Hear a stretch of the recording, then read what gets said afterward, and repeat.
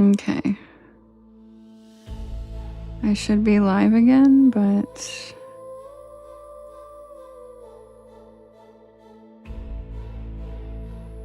I don't know how to tell.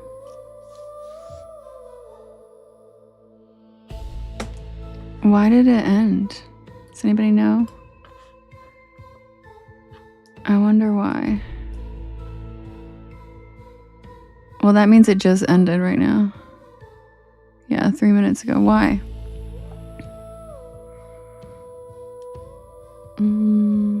Last night it went all night. That's super weird. I wonder why. Okay, it's live again.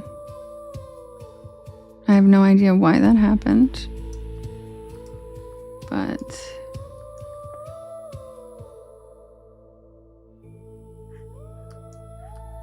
it says it's cloud recording, but I don't need it to do that.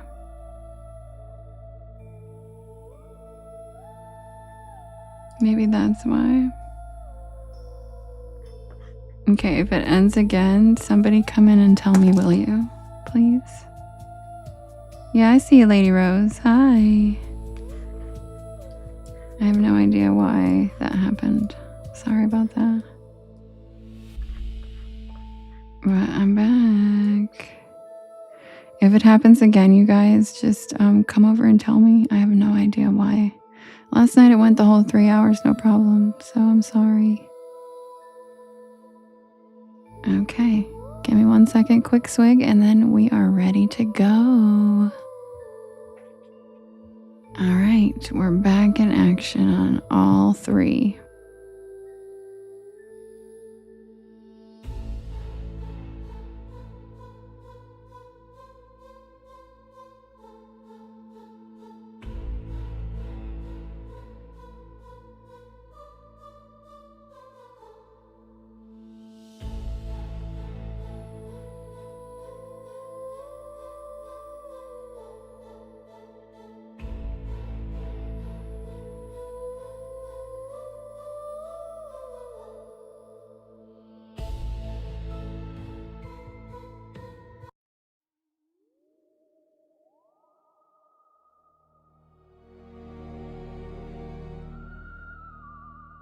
Thank you for the sheep, Jess and Average C.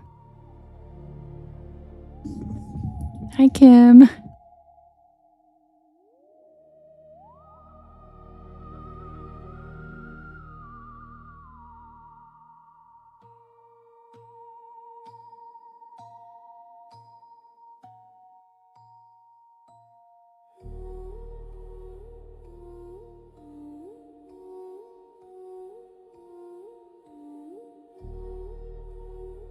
Jamie, everybody does fall asleep to this music. That's the point.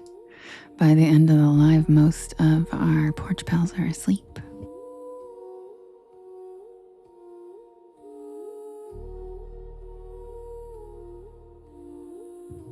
This is the tale of Tesla's quartz.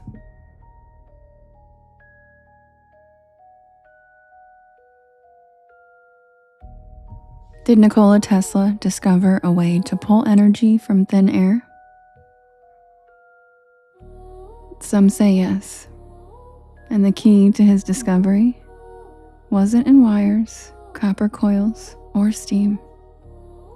It was in quartz crystals. You heard me right. The very same mineral used in watches and beloved by crystal healers and rock collectors worldwide.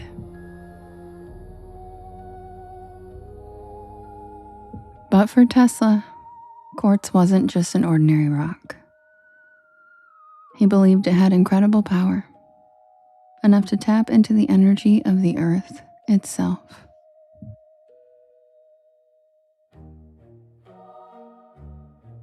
Tesla was a visionary, and his obsession with quartz crystals went far beyond just their beauty. He thought they could resonate with the natural frequencies of the world around us, and even connect us to something far greater. So why would Tesla, this genius inventor be so obsessed with quartz crystals? Was he chasing a dream of free energy, or did he stumble upon something far stranger than that? Tesla's ideas about electric energy and the universe were unlike anything anyone had ever seen before. His obsession with frequency and vibration led him to discover the potential of harnessing energy in ways that seem impossible even today.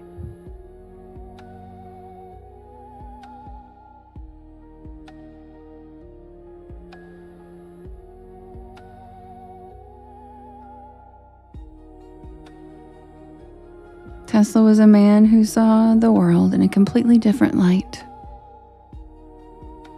While others saw electrical power and energy as something limited to wires, Tesla saw the universe itself vibrating, pulsing, alive with invisible energy. His obsession wasn't just about creating new technology. It was about tapping into the fundamental forces of nature.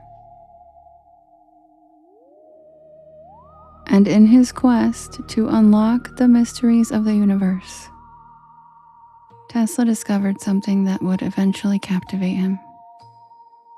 Something simple yet profound. Quartz crystals.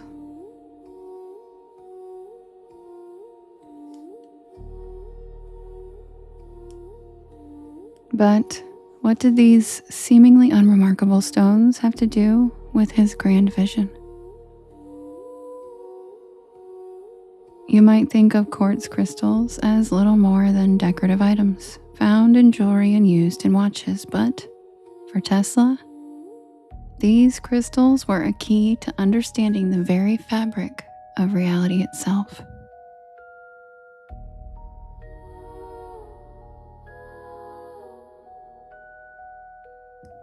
In the summer of 1899, Nikola Tesla picked up his work and moved to Colorado Springs, leaving the hustle and bustle of New York City behind.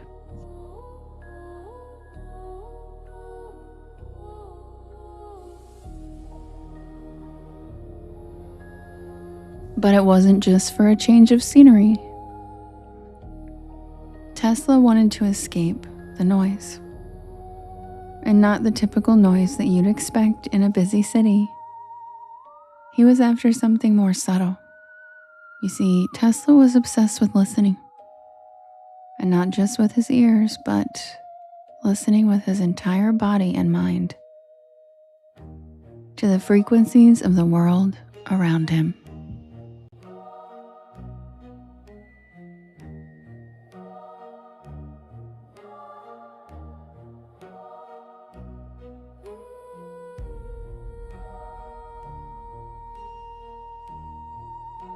He believed that everything, every planet, every atom, every single object, even an apple, had a vibrational frequency. And as we all know today, he was right.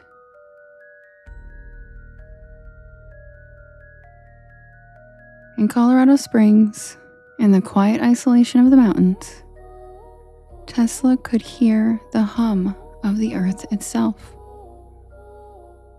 Tesla had set up a massive laboratory, complete with a gigantic Tesla coil, a device designed to generate powerful electromagnetic waves.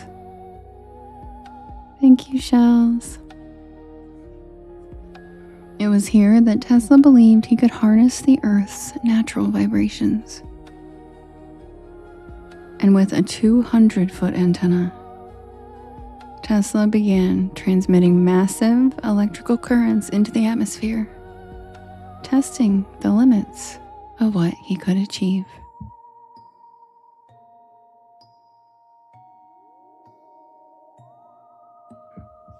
But what's really interesting is what he received back.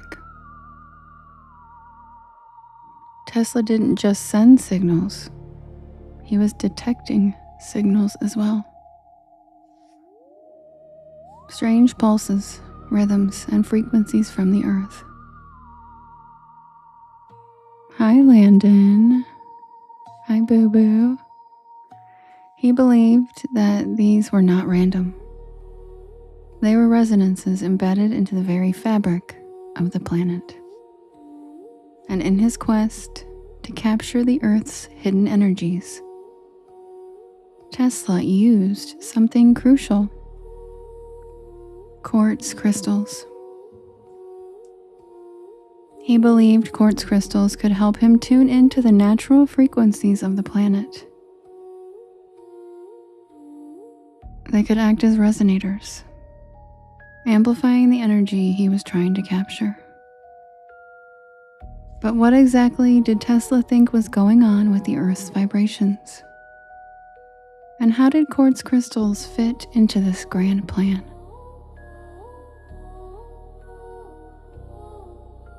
And that's where things start to get even more mind-bending. To understand why Tesla believed quartz was so powerful, we need to talk about resonance. Resonance is what happens when one object vibrates at the same natural frequency as another.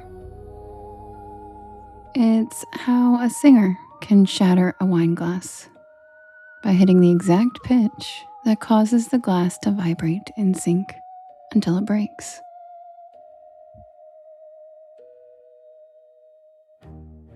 It's also how radios work. You tune your dial to match the frequency of the station you want, and boom, the signal comes through. Tesla believed that everything in nature, yes, everything, had its own frequency. Not just machines, but people, plants, crystals, and even the earth itself. And here's where quartz comes in. Quartz has a very special property called piezoelectricity. When you apply pressure to a quartz crystal, bend it even slightly, it generates a small electric charge. And when you apply electricity to it, it vibrates. Not randomly, but at a very precise frequency.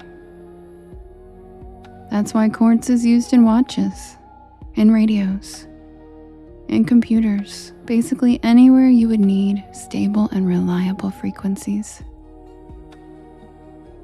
But Tesla believed that was just scratching the surface. To him, quartz wasn't just a clock component, it was a tuning fork for the Earth.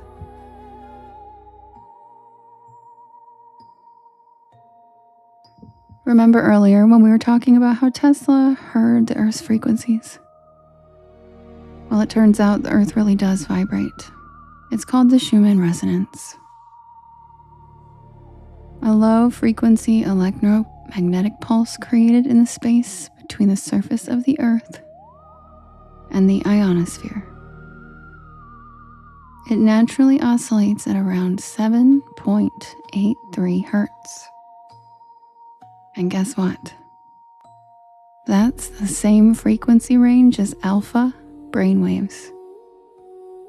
That's the meditative state your brain goes into when you are calm, relaxed, or deeply focused. The same frequency as the Earth. Tesla believed that by using quartz, he could resonate with that frequency. And if he could match it, maybe he could extract energy from it.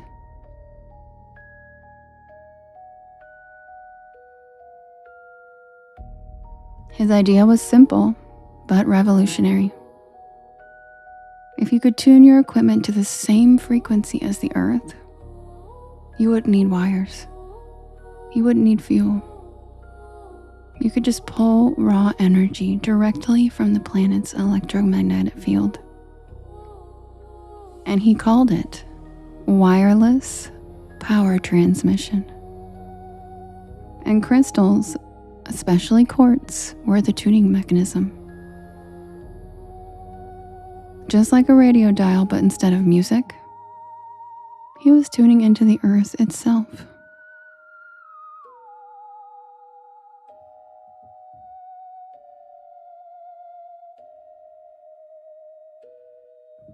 Back in Tesla's day, this was seen as madness.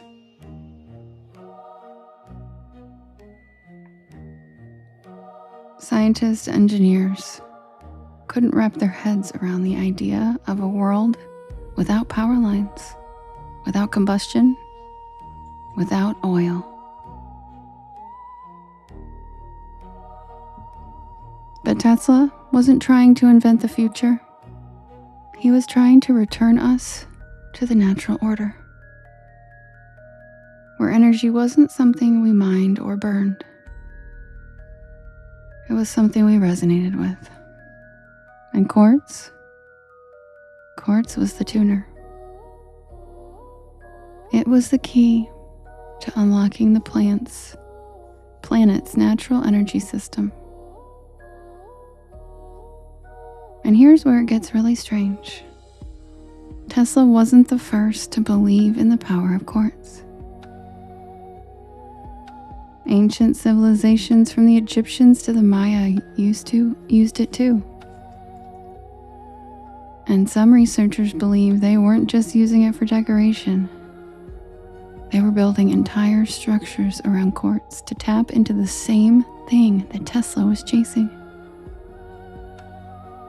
Coincidence, or were they all tuning into something they couldn't quite explain, but they all could somehow feel?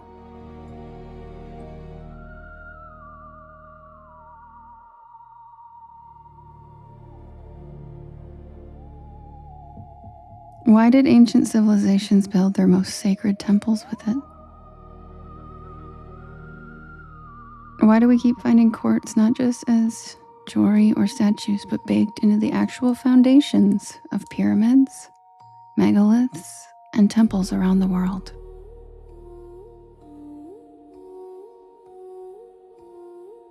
Could it be that Tesla didn't discover this idea, but rather rediscovered it? In Egypt, many of the granite blocks used in the Great Pyramid of Giza contain a high concentration of quartz crystal. Granite can actually amplify and transmit sound waves, especially when charged with pressure. And when you pack millions of tons of quartz-rich stone into a perfect geometric shape like a pyramid, you're basically building a giant resonator, a machine. Now cross the ocean to Mesoamerica. The Maya and the Aztec used quartz crystals in their altars.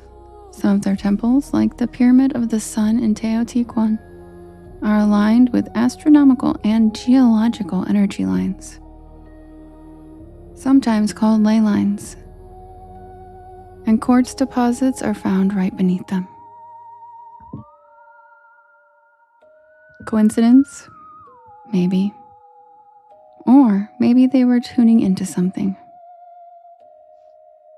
In China, ancient texts describe using jade and crystals to balance energy in the body and the environment. Very similar to what we now call vibrational healing.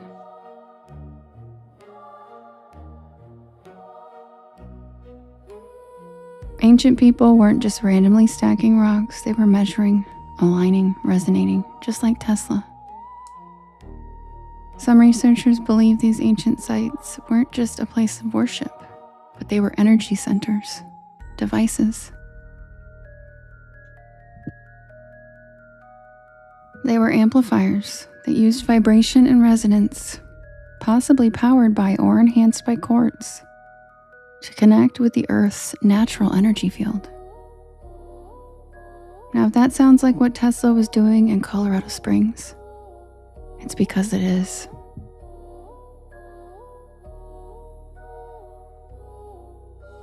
Crystals embedded in structures would resonate with telluric currents, natural electric currents in the ground, and then transmit energy across long distances. Sounds like science fiction, right? Well, so did Tesla's ideas at the time. But think about it. He was trying to send wireless energy across the Atlantic Ocean using the Earth itself as a conductor. What if ancient people were doing the same thing, but using architecture and quartz instead of wires and towers?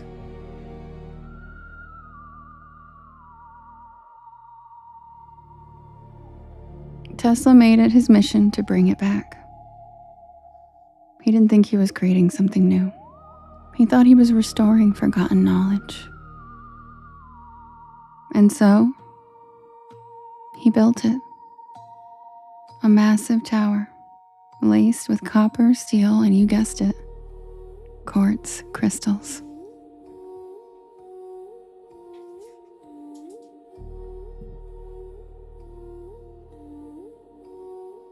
A structure that could, in theory, send power anywhere in the world for free.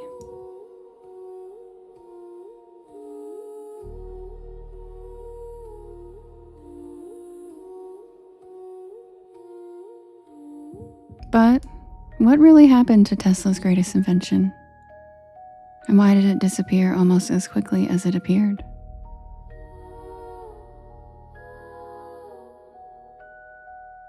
In 1901, Nikola Tesla began construction on a mysterious tower on Long Island, New York. It was called the Wardenclyffe Tower.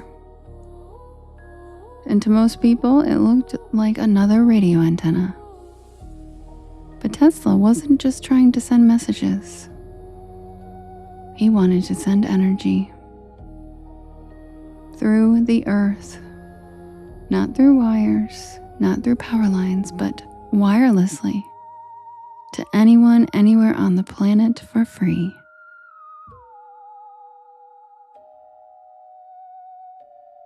Tesla believed these frequencies would create a resonant system around the entire planet.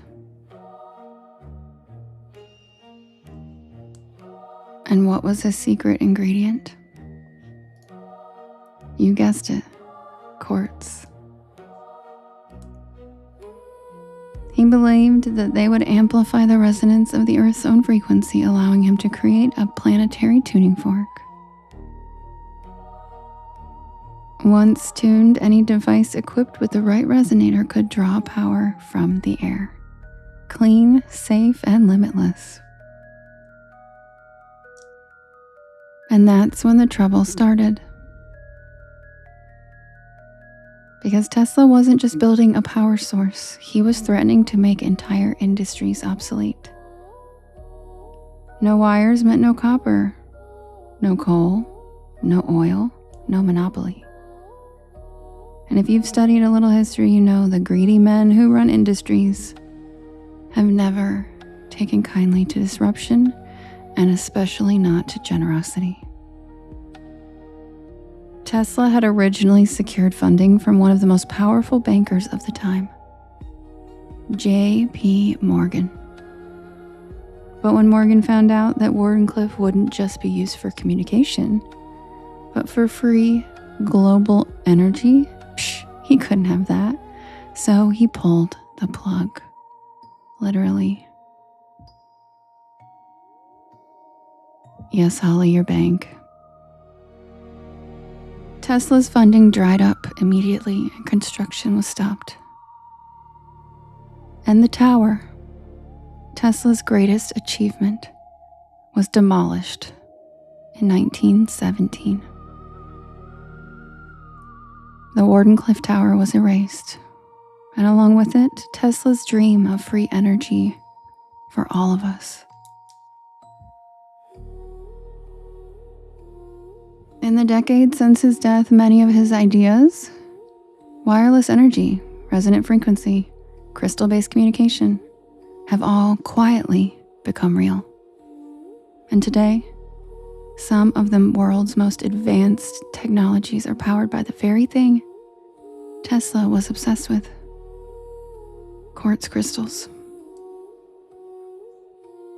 If you're watching this on a phone, a computer, or a tablet, You're using a quartz oscillator right now. It's a tiny sliver of quartz crystal embedded inside your device. That's right, a crystal powers your smartphone. And what does it do? It vibrates, very precisely. Those vibrations are counted by the device to keep time, to regulate signals, and to stay synchronized with networks all over the world. Without quartz, our digital world would quite literally fall apart. But it goes way beyond phones. Quartz are used in GPS systems, airplane navigation, medical imaging machines, satellites, radio transmissions, and even nuclear submarines. Anywhere you need a reliable, stable frequency, you'll find quartz doing exactly what Tesla said it would do over a century ago. And this isn't some fringe concept anymore. Modern engineers understand that quartz isn't just a rock. The idea of rocks containing natural energy is no longer woo-woo magic. It's science. It's a precision instrument. It vibrates at predictable rates. It reacts to pressure with electricity. It turns electricity into motion and motion back into electricity.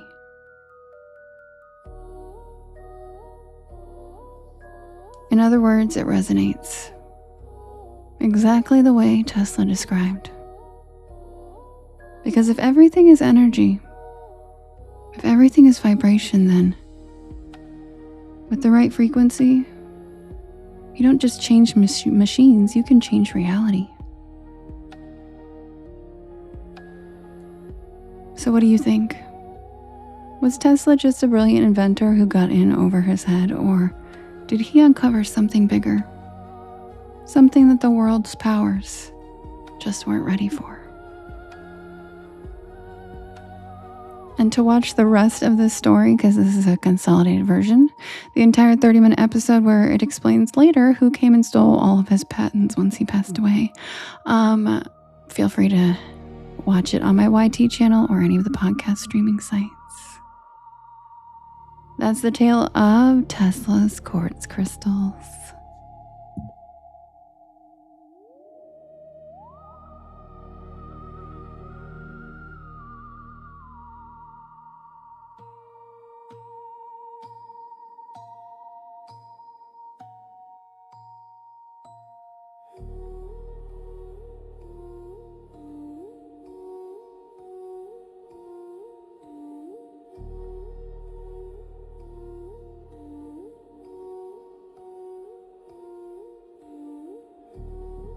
All right. Thank you. Welcome in, everybody. My name is Devin. Oh, thank you, Holly. That's so pretty. I love that. I love that. My name is Devin, and this is Porch Lore, and I tell spooky bedtime stories to help you relax your nervous system and fall asleep. I am here every night at 10 p.m. Eastern Standard Time until about 1 in the morning. This is the second night that I am cross-streaming, so welcome to the other listeners on the other platforms. Welcome to the porch. Thank you, Tony. Grab a beanbag chair, grab a hammock.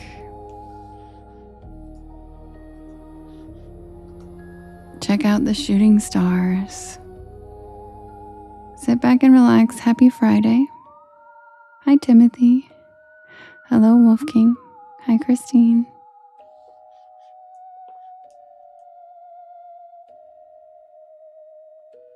Thanks, Christine. Hello, Kim. Hi, Heather. Okay, you guys.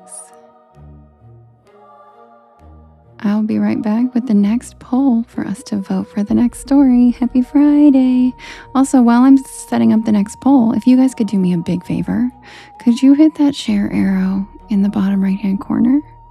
There is a yellow circle with 2 arrows chasing each other that says, repost, and that puts my live into your friends' FYPs, and it helps us grow this beautiful porch. And yes, Trisha, you are correct. Yep, you are correct, and that's how they got all their money. It's really fucking annoying. Anyway, I will be right back with the next poll for us to vote.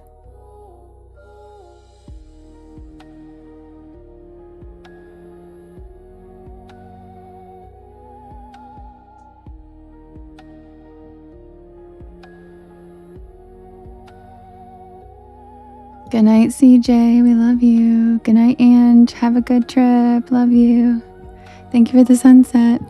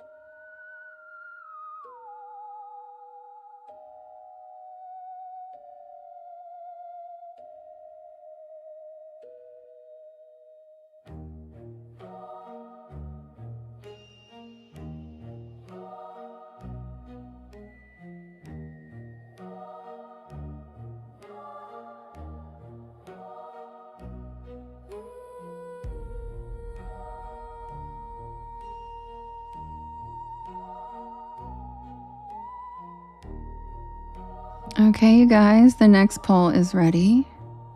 We have the hitchhiker versus the crawl space versus the black dog versus Highway 13, which is the Are You Afraid of the Dark reworking, versus the goat man. And if you are watching on TT, you can vote in the blue box in the top left-hand corner. You can vote up to 50 times, and you can vote for more than one story. Welcome back, Rhyme.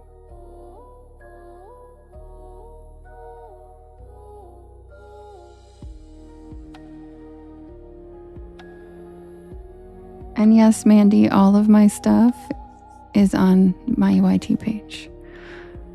All of the stories that I'm reading live right now are all come from my YT page. There's a whole bedtime stories playlist where you can listen to all of these recorded by me whenever you want.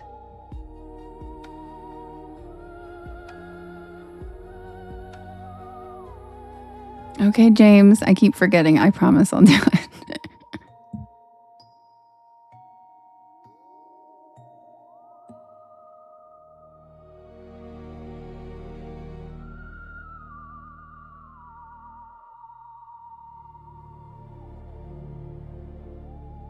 Yes, Justin, go do it.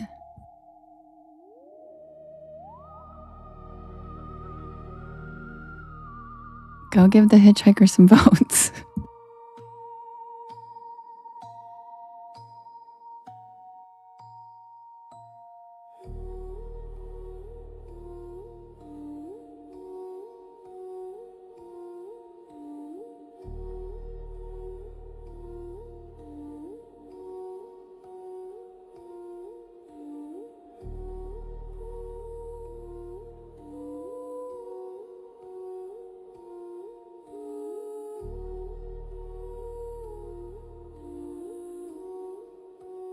Okay, thanks, Kim. Love you.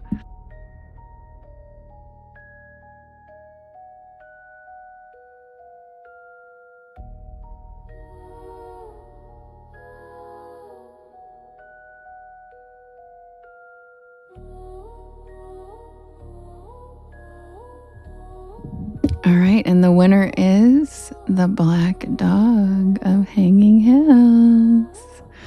Is Misty still in here? She loves this story. Oh, you do keys? That's kind of fun. All right, I'll be right back with the Black Dog of Hanging Hills. And if you are new here, welcome in. My name is Devin, and this is Porch Lore. And I tell spooky bedtime stories to help you relax your nervous system and fall asleep. I am live every night at 10 p.m. Eastern Standard Time until about 1 in the morning. I do write and record all these stories myself, and they are all available on my YT channel, as well as all of the podcast streaming sites. Just look for Porch Lore and you will find me. I'll be right back with the tale of the Black Dog from Hanging Hills. And if you could do me a big favor and hit that share arrow in the bottom right hand corner, there is a yellow circle with 2 arrows chasing each other that says repost. And that puts my live into your friends' FYPs, and it helps us grow our beautiful porch. And if you are listening on one of the other beautiful platforms, I'm not sure how to share out to people, so just sit back and relax, because this is only my second time doing multiples at the same time. So I'll be right back with the Black Dog of Hanging Hills. Grab a beanbag chair, grab a hammock, watch the shooting stars, and sit back and relax. Happy Friday.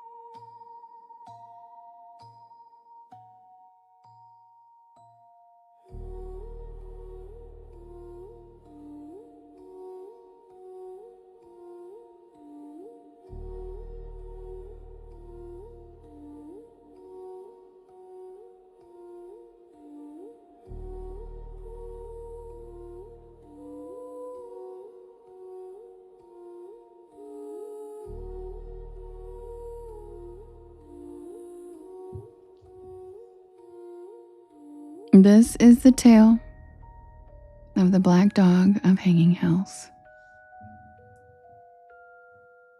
Thank you, Misty.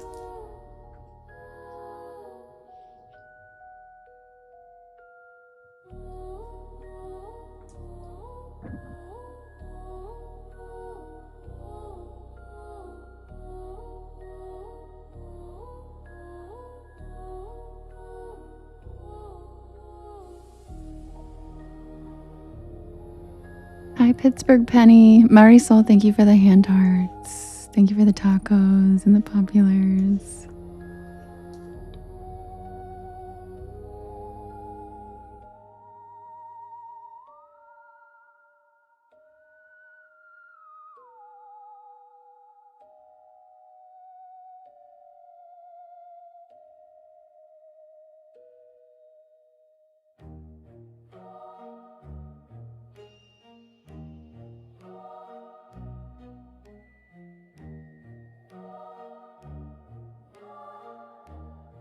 Oh, you're right. I forgot again. Sorry. Submitted for the approval of the Porch Pal Society. This is the tale of the Black Dog of Hanging Hills.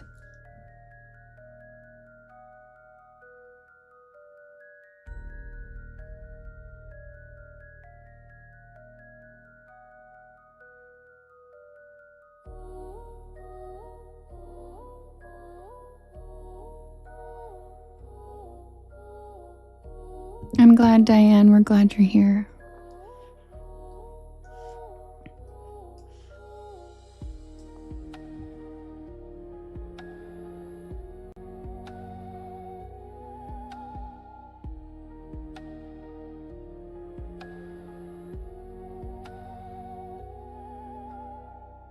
Rebecca, you read my mind. I was literally like thinking I'm going to put it on a Post-it on my laptop.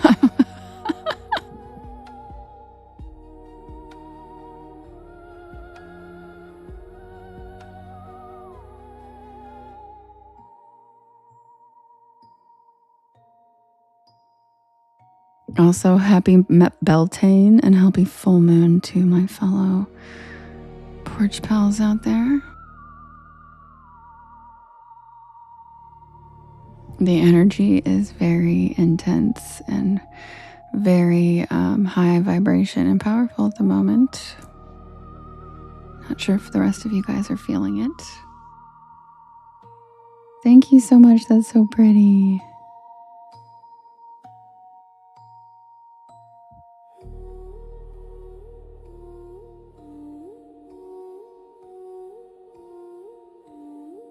I had heard of the Hanging Hills of Connecticut long before I ever set foot among their basalt cliffs. There is a starkness to the way the ridges rise from the landscape. Jagged black stone carved by ancient lava flows and glaciers, layered like broken teeth jutting skyward.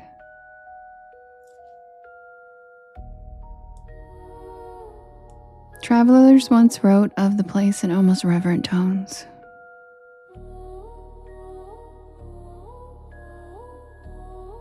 Describing it as both beautiful and oppressive. It was in those same ridges that people whispered about something darker. A black dog that appeared without warning, silent and watchful, pacing travelers along cliffs' edges and forest trails. I had read enough to know this was no ordinary ghost story. The people of Meriden had a saying, one carried for more than a century. To see the black dog once was good luck. To see it twice meant misfortune. But to see it a third time meant death.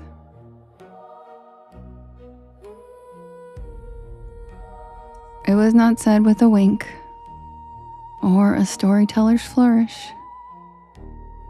It was spoken like a warning, heavy with belief. Some accounts called it an omen, others a spectral beast. In 1891, a respected geologist named W.H.C. Paishon even wrote of his own encounter in the Connecticut Quarterly. He described walking those very ridges and being joined by the black dog. A small creature with coal dark fur, no sound for footsteps and eyes that reflected the moonlight. He admitted that he felt no fear, at least not then. But Paishon would later return to those cliffs and never come back alive.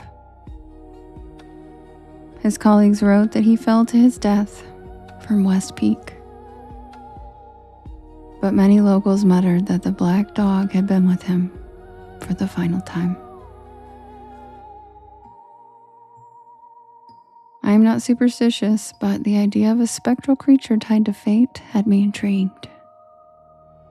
So, one winter, when the skies were gray and the ground still hard with ice, I drove to Meriden to see the cliffs for myself. Thank you, Amy. Thank you, Millie. The day began uneventfully. I parked near Hubbard Park where a frozen pond reflected the ridges like a broken mirror. I followed the trails that cut steeply upward past bare trees rattling in the wind. The basalt underfoot was slick with patches of snow, and I could hear my own breathing echoing in the stillness.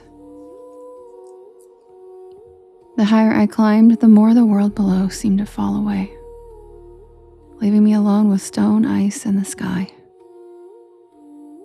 It was on the narrowest part of the ridge that I first noticed it. A shape in my periphery.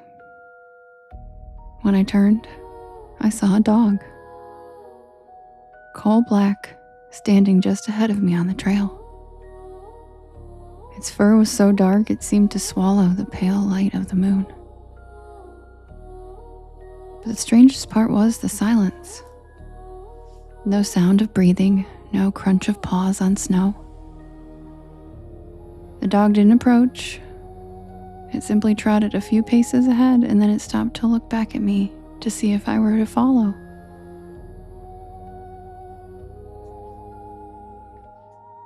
Its eyes fixed on me with a stare that felt almost human in its intensity.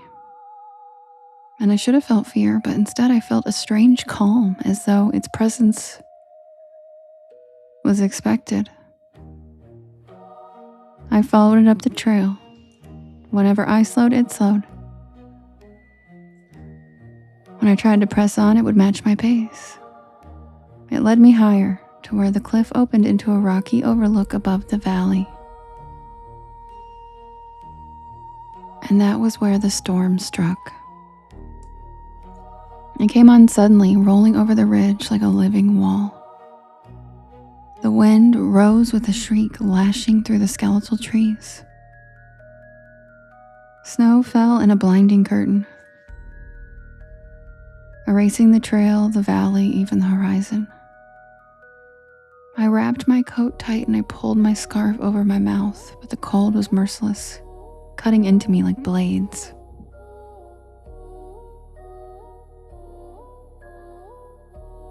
The black dog remained. It stood at the cliff's edge, tail lifted, body rigid against the gale.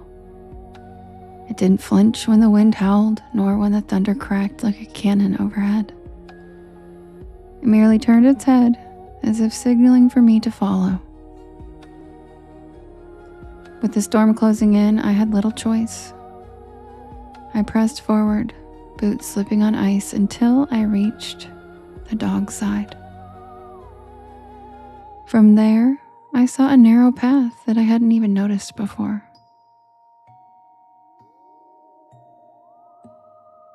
It dropped sharply down into the rocks.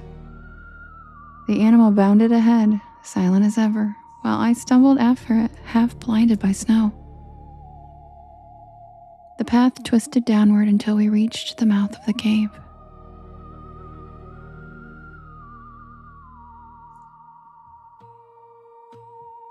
had not read of any cave in the Hanging Hills. But there it was, a jagged opening in the basalt, dark as a wound in the earth. Thank you, Amy. Thank you, Nancy.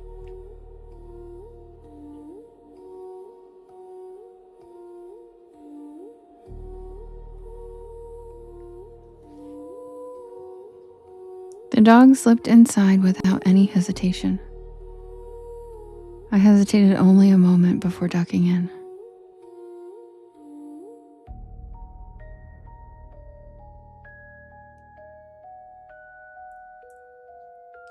Inside, the storm faded into a muffled roar, and for a moment I felt safe and protected. The air smelled of damp stone, and I pulled out my inadequate flashlight and I swept its beam across the walls. Basalt glittered with veins of quartz, wet with condensation. The floor was uneven, littered with broken rock. And then I saw them. Scratches, hundreds of them gouged deep into the stone. Some were claw marks, long and curved. Others looked almost like symbols or crude spirals. The inadequate flashlight trembled in my hand as I turned in a slow circle. The black dog stood a few feet away, watching me, its gaze unblinking. And for the first time, fear struck me. It was not the ordinary fear of being lost or trapped. It was the feeling of standing on the edge of something vast and ancient. Something that had seen me long before I saw it. The cave felt alive, its shadows thickening, pressing closer. A sound rose then, not from the dog, but from deeper in the cave. A low, resonant growl. It was followed by another, until the air seemed full of them. The dog moved at last. It stepped closer to me and it sat at my feet, its black fur brushing against my boots. I felt no weight, no warmth. It was as if the creature was made of shadow.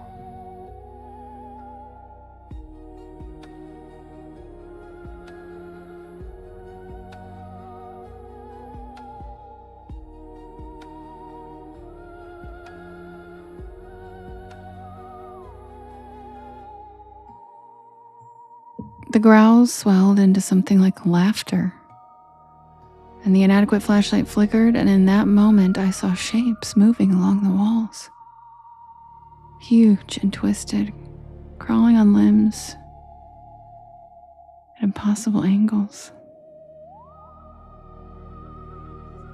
Their eyes glowed faintly, and I wanted to run, but the dog wouldn't move. It sat like a sentinel, unyielding, while the shapes pressed closer. One reached a claw toward me, and the air itself seemed to tear where it passed.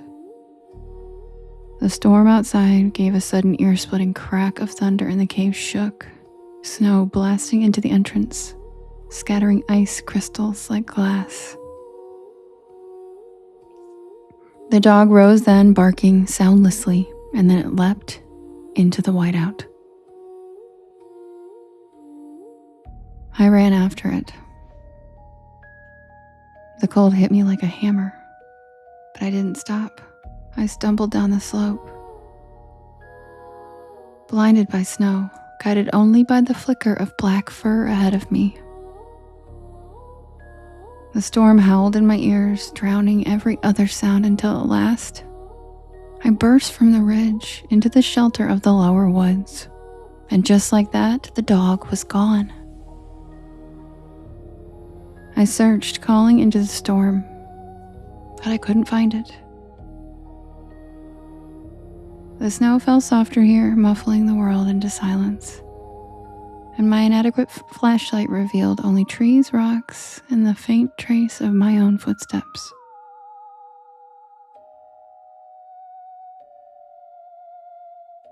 I made it back to my car long after night had fallen, shaking. I could barely fit the key in the ignition. I never told anyone the full truth of what I saw in that cave. I only said that the storm had caught me unprepared. People nodded knowingly because storms in the Hanging Hills are unpredictable and dangerous. Thank you, Beefy. But when I read again about Paishan and the others who died on those cliffs, I wondered. I have now seen the black dog once. I cannot say if it was an omen of good luck or something darker, but I know this. If it appears to me again, I will not follow it a second time.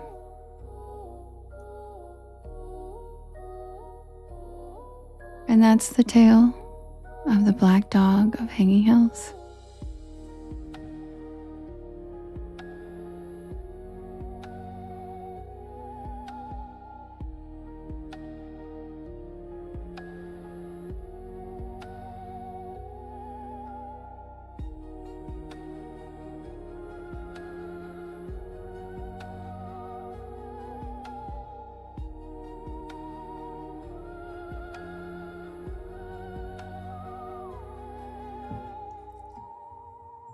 All right, welcome in everybody. Happy Friday. My name is Devin and this is Porch Lore, and I tell spooky bedtime stories to help you relax your nervous system and fall asleep. I am here every night at 10 p.m. Eastern Standard Time until about 1 in the morning. I do write and record all these stories myself, and they are all available on my YT channel as well as all of the podcast streaming sites. Just look for Porch Lore and you will find me. We also do have some really fun Porch Pal merch available now. You can check it out. Link is in my bio, or you can check it out in the top right hand corner if you are on YT or Twitch.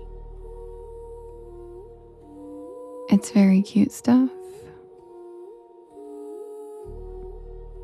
I also added car stickers for people who asked, and the laptop. I added the vinyl stickers for cars and laptops and stuff, and water bottles.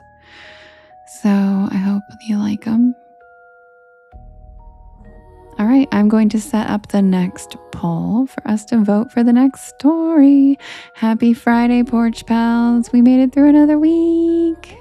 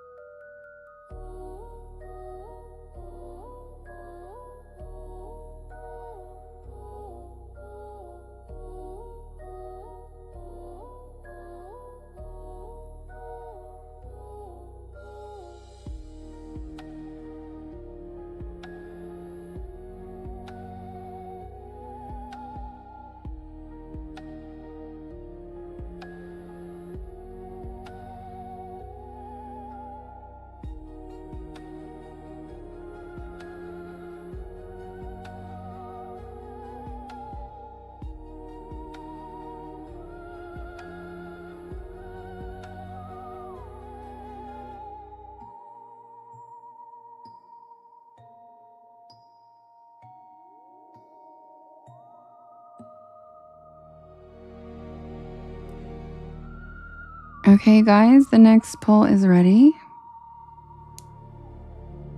Oh, wait, it says it's under review. It just randomly does it sometimes, so let's wait a minute. Oh, hi, Yaya, thanks. You're so sweet.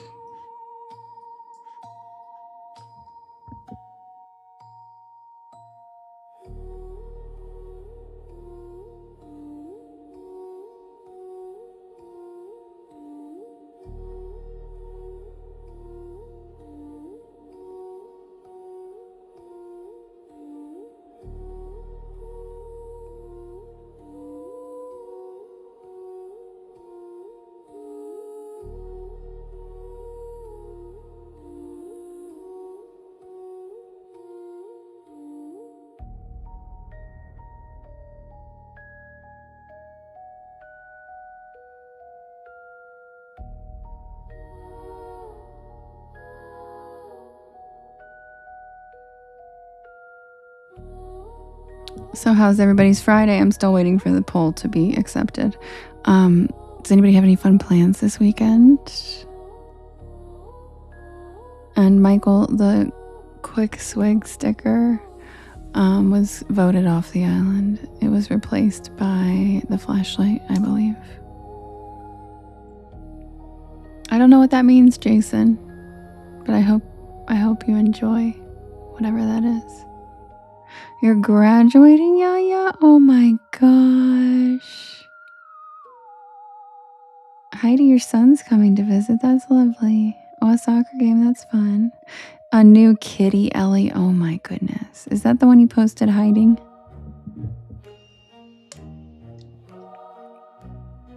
Thank you, Kim.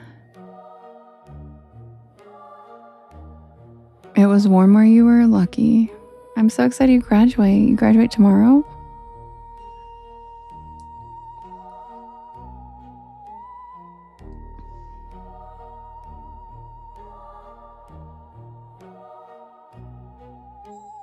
This is the longest a poll has ever been under review. Why is it taking so long?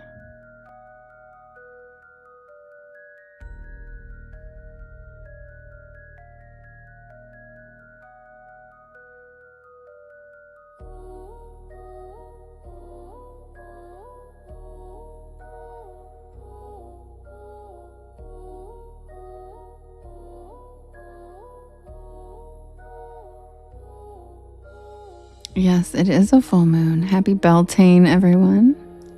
All right, it was finally approved.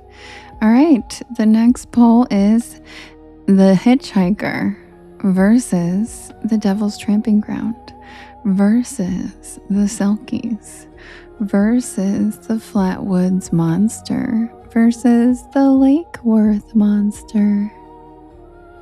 And you can vote if you are on TT in the blue box in the top left-hand corner. You can vote up to 50 times a piece, and you can vote for more than one story. And welcome to the porch, everybody. Happy Friday. Hello, Henry. Happy Friday.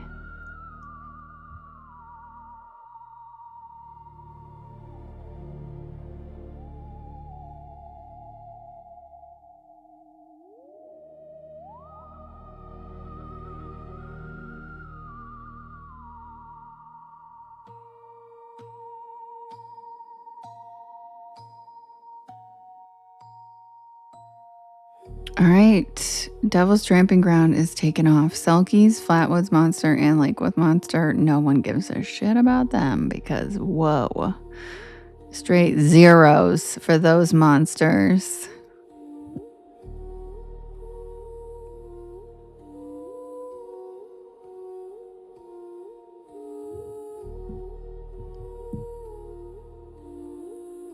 Lily. Losers.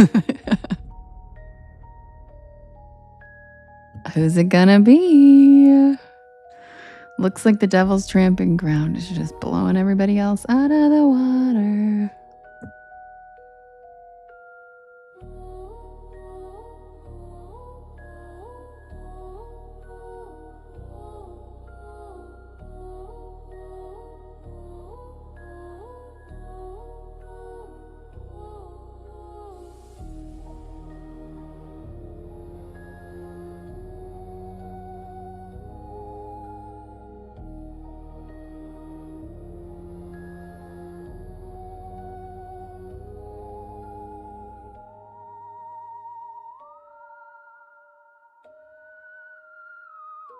Sin City, thank you for your first gift ever. What an honor.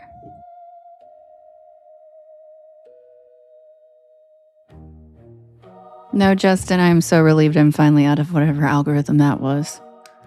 I didn't see a single one of those this year, thank God.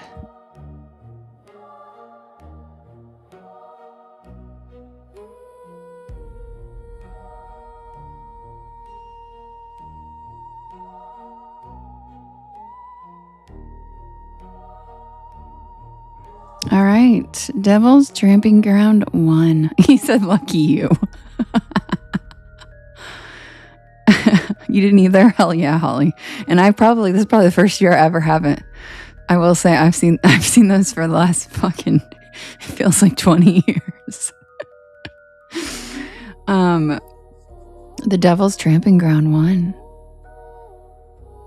Whoop whoop. Where are my North Carolina porch pals at? Let me know if you grew up in North Carolina, if you remember hearing about this place, because I sure did. I'll be right back with the tale of the Devil's Tramping Ground. And happy Friday, everybody. Welcome to the porch. My name is Devin, and this is Porch Lore. And I tell spooky bedtime stories to help you relax your nervous system and fall asleep. So, take you back to the days of Are You Afraid of the Dark? Goosebumps. So Weird, Twilight Zone, all those good things. You're in the right place. Also, thank you to my porch pals who continue to write keywords in the chat. It helps the AI robot know what this live is about. So anytime you feel like writing stuff like Are You Afraid of the Dark? Goosebumps, Goat Man, Mothman, Sasquatch, Bigfoot, supernatural, paranormal, storytelling, ASMR, anything like that, that helps our live get pushed out to the right people.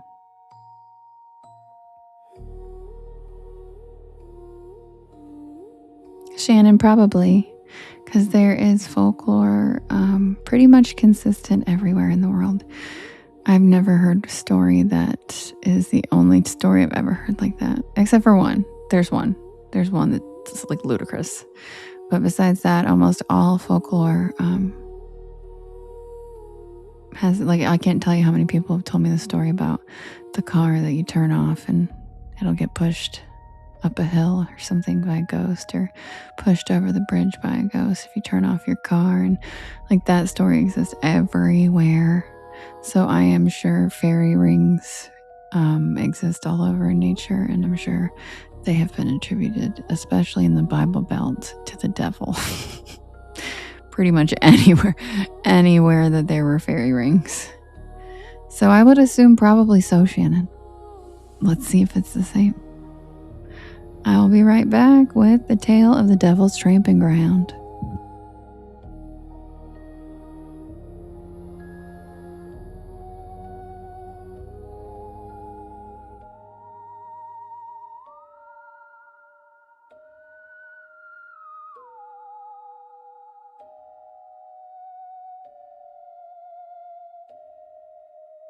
Scarlet, what's the Devil's Playground?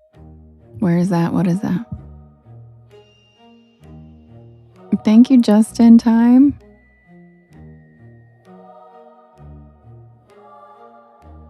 Sherry, thank you for the sheep, and thank you for the cozy cryptids. We have 420 in the porch right now on TT, and we've got 19 on the others. And I think all 19 of those are from YT. I don't think we've got anybody on the T-Witch, which is okay.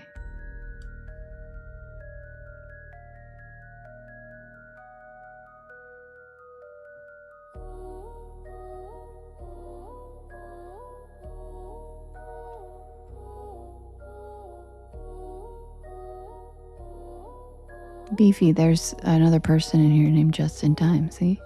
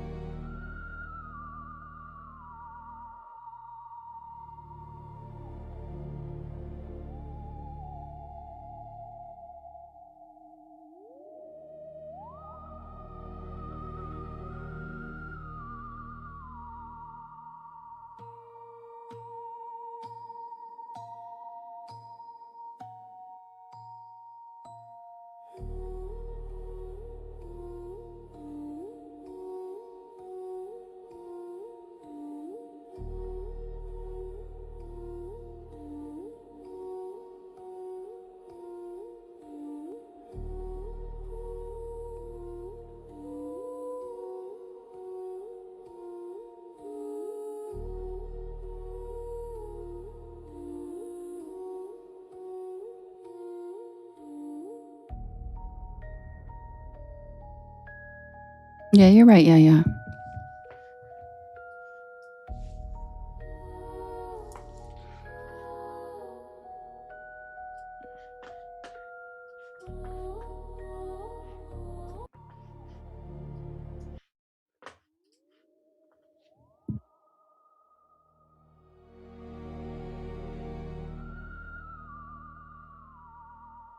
Oh, no, Kate. No, you're fine here. The YT is just for people who asked for it and didn't, and it saves the recording over there for them, for people who wanted the recordings. So it's totally fine. I'm not expecting a big crowd over there. It's easier at the moment to have you guys here.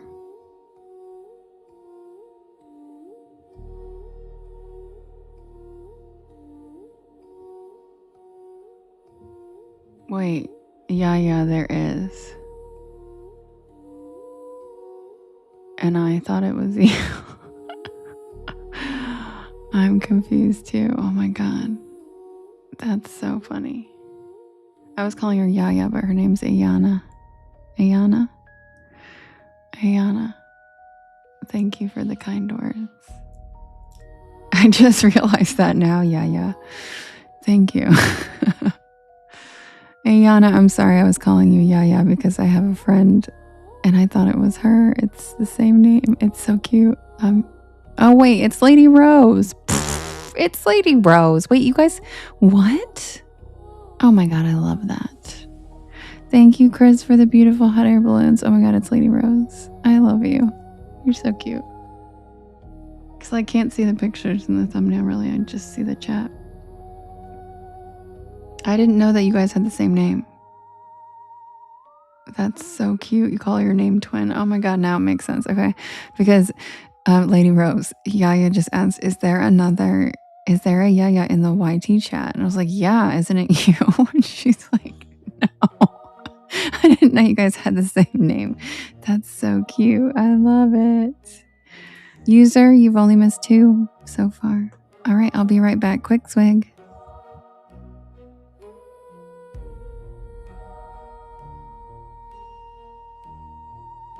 Or maybe 3, I can't remember.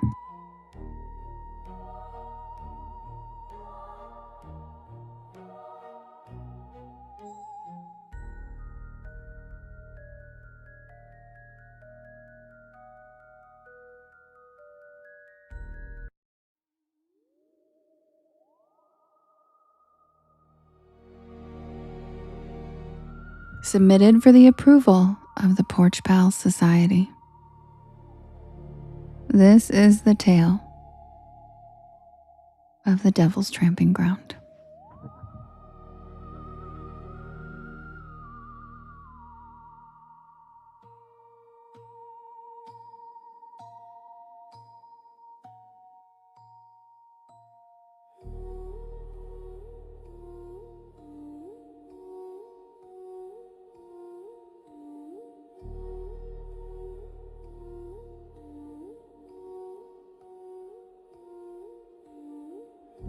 Some places whisper their strangeness. Others wear it openly, daring you to come closer, to test the truth of their legends. I heard of one such place my entire life, tucked away in the woods of North Carolina. A barren circle called the Devil's Tramping Ground. It's not much to look at in photographs, just a patch of earth about 40 feet across, where no grass grows, no flowers bloom, and no tree dares to take root. Thank you, Chris. Thank you so much. Thank you, Seabass and Angela. But the stories woven around it go back centuries. And they say the devil himself walks the circle at night, wearing down the soil, with his restless pacing as he plots the world's miseries.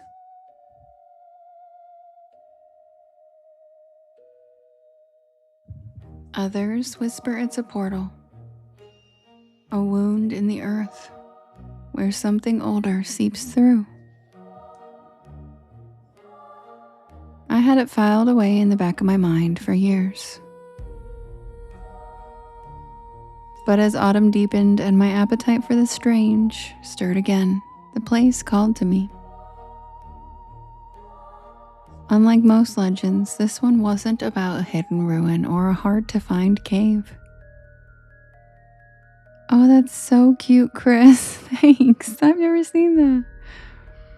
It was just a circle right there in the open, stubbornly bare in the middle of a living forest. Thank you, XTR. That was so pretty.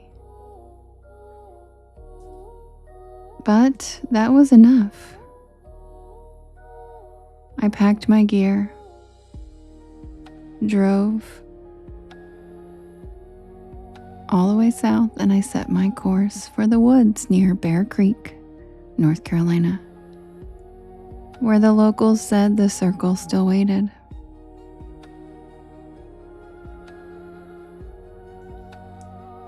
The road wound narrower the closer I got, asphalt giving way to gravel and then to dirt, packed hard by decades of tires. Pines crowded thick on either side, their needles scattering across the hood of my car.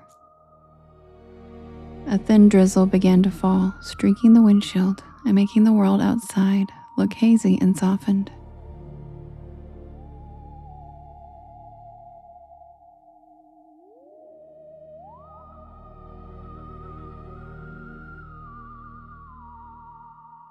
I parked at the edge of the clearing, killed the engine, and I listened.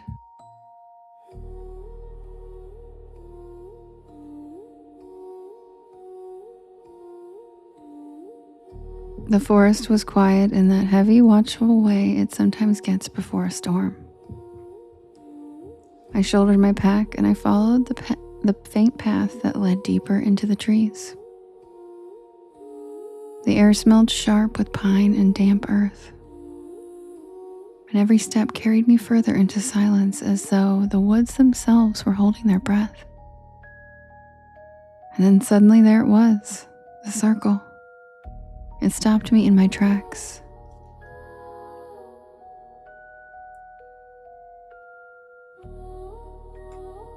Photographs had never done it justice. The patch of earth lay before me like a wound, raw and bare, perfectly round. The soil was sandy and reddish, stripped of life. Around its edge, the forest pressed thick, trees growing right up to the boundary, but not one root daring to trespass. Thank you, Chris, for the seahorse. And the strangest part, it wasn't just that nothing grew there. It was that the circle seemed to resist everything that belonged to the world around it. No birds flew overhead, no insects buzzed. Even the air inside felt lighter and thinner, as though some essential weight had been scooped away. I dropped my pack at the edge, crouched, and I ran my fingers through the soil. It was cool and fine like ash. But no seeds sprouted within it and no stubborn weed clung to life. The stories were true. Something held this place sterile.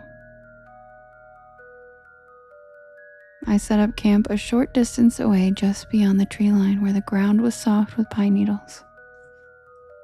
I decided long before arriving that I would spend the night here, in sight of the circle, to see if the legends of the devil's nightly pacing held any truth. The hours passed slowly. Twilight settled, painting the woods in long shadows. I cooked a small meal on my camp stove, the smell of it oddly intrusive in such a barren place. And as the last light faded, I felt the absence deepen, as though the circle itself grew hungrier with nightfall. By the time full dark arrived, the drizzle had grown into steady rain.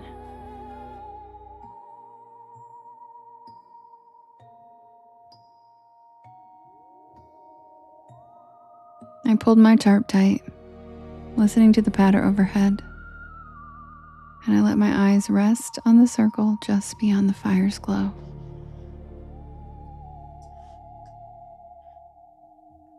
And that's when the stories came back to me.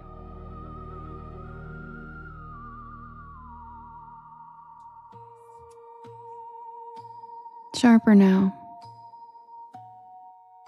The local Chatham County people had long whispered that the circle was cursed, though the exact origin shifted with each telling. Some said it was a great battle that had been fought there centuries ago, and the blood of warriors soaked into the soil until nothing would grow. Others said it was a place where the witches gathered, where sacrifices had tainted the land. The Abenaki had their own stories of fire spirits, beings who came from the stars, leaving behind burned patches of earth where they danced. But the most common story was the one that earned its name.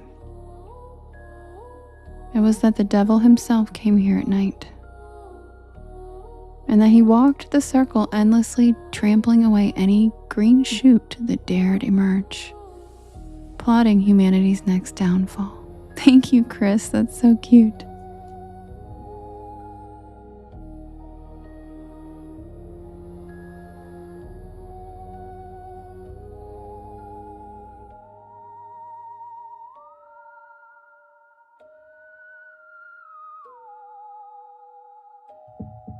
I didn't believe that, well, not literally at least, but I believed in places with power.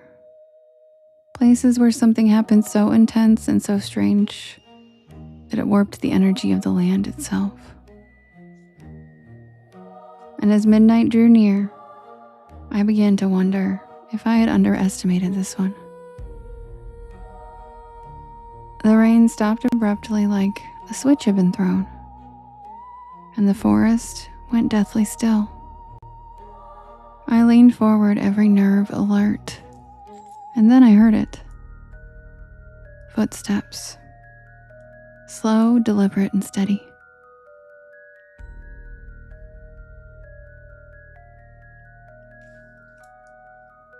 They weren't in the woods. They were in the circle. The sound was unmistakable. The dull press of a heel into bare soil, and the lift, and then another step, and then another lift. Thank you, Chris. Sin City, thank you for your first gift. I froze, my breath shallow. My fire had burned low, casting only the weakest light, but the circle was still visible, and I saw nothing. Yet the footsteps continued pacing steadily around the circle's inner edge, as though an unseen figure traced its perimeter over and over again.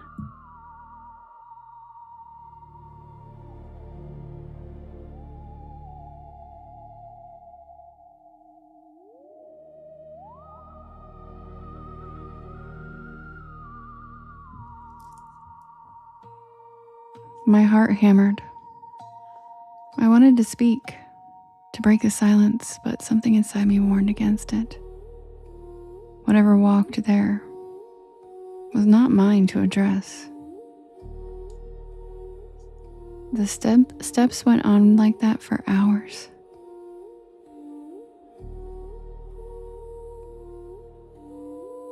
At times they quickened into a restless trot. Other times they slowed down until I thought they had stopped, only for the sound to resume again. Then the steps began to drift closer, spiraling outward. But I couldn't see a thing, but I heard it clearly. The soil shifting, the rhythm drawing wider, step by step, toward the outward edge of the barren patch. Then when the last step landed, silence followed. I don't know what I expected. A flash of lightning? A form revealing itself? Something, but the air in the circle collapsed. It's the only way I can describe it.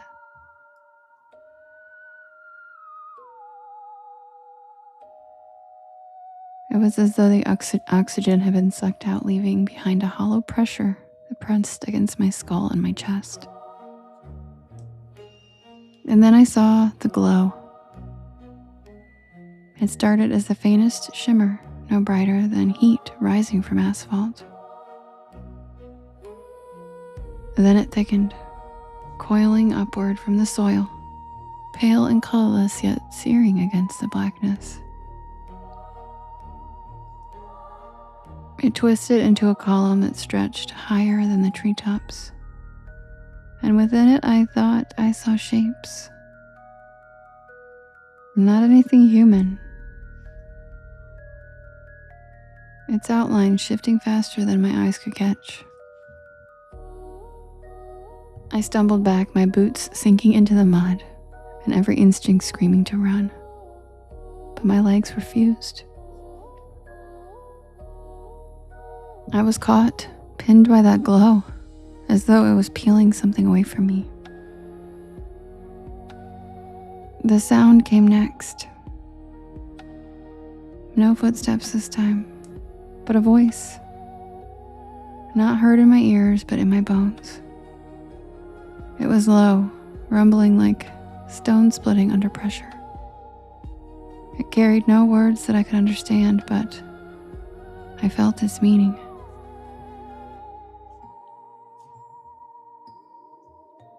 The circle wasn't barren because of the devil, or because of some old curse. It was barren because this thing, whatever it was, required it. It needed that space clear to cross into our world. It was a portal. And it wanted me to know that.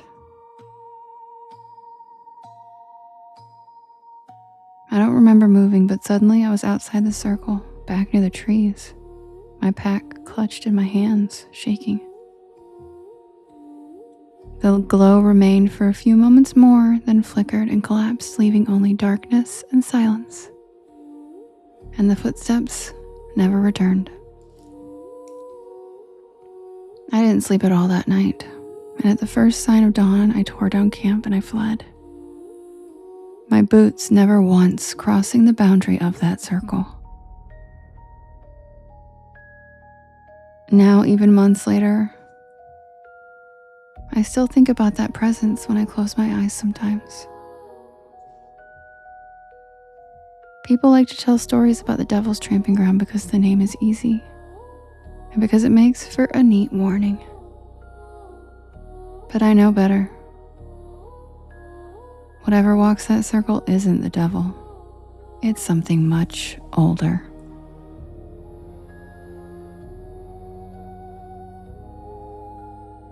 And that's the tale of the devil's tramping ground.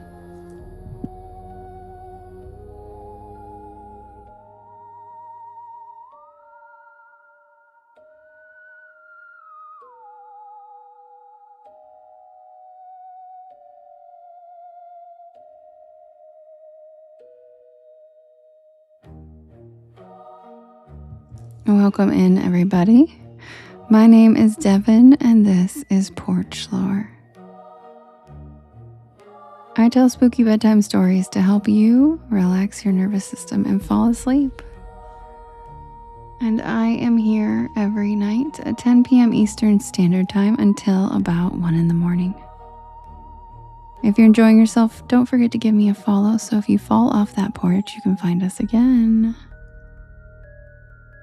Thank you, Renee.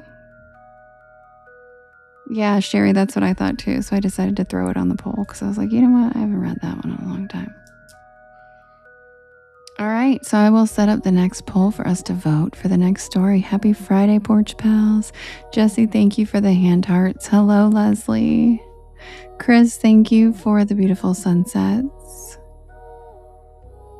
Chris, thank you for the follow. Welcome to the porch.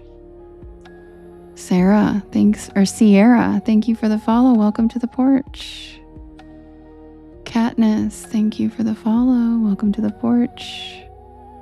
Hope, thank you for following me. Welcome. Happy Friday, everybody. Grab a beanbag chair, grab a hammock, sit back and relax, and welcome to the porch. Thank you to everybody who is tapping. I appreciate it immensely.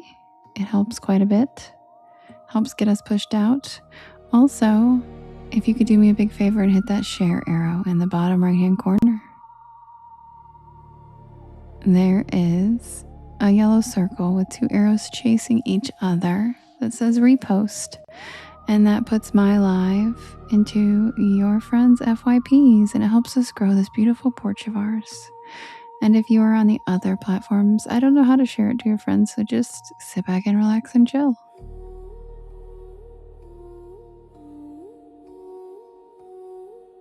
Okay, Celeste, I'll check it out. Xtina, thank you for the follow. Welcome to the porch.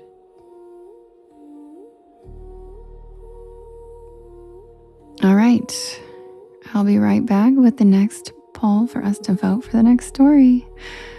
Grab a beanbag chair, grab a hammock. Happy Friday.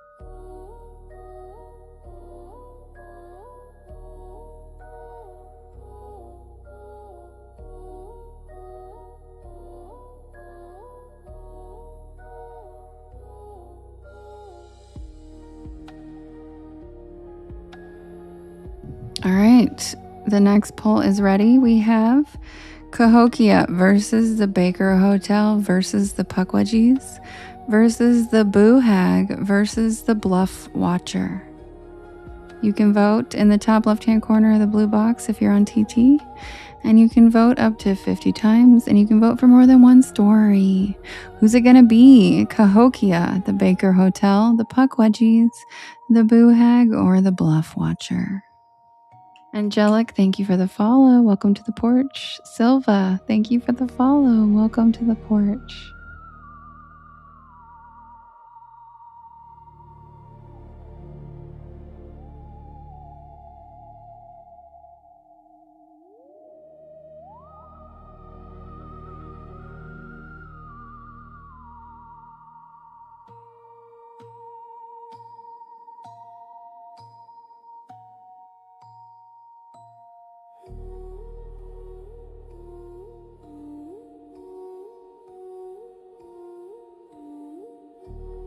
Hello, Olin. Thanks for joining me on YT.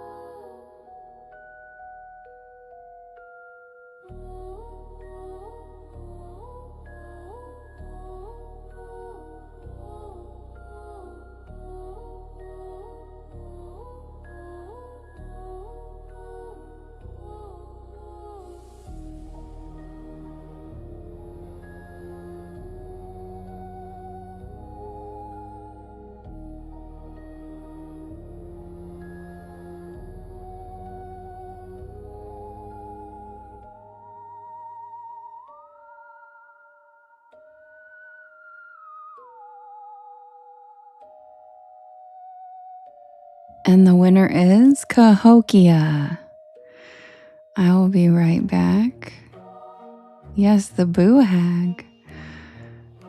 I will be right back with the tale of Cahokia. Sit back and relax. Grab a beanbag chair, grab a hammock. Check out the beautiful shooting stars in the sky. And welcome to the porch. And as I always say, there is always room for one more on the porch.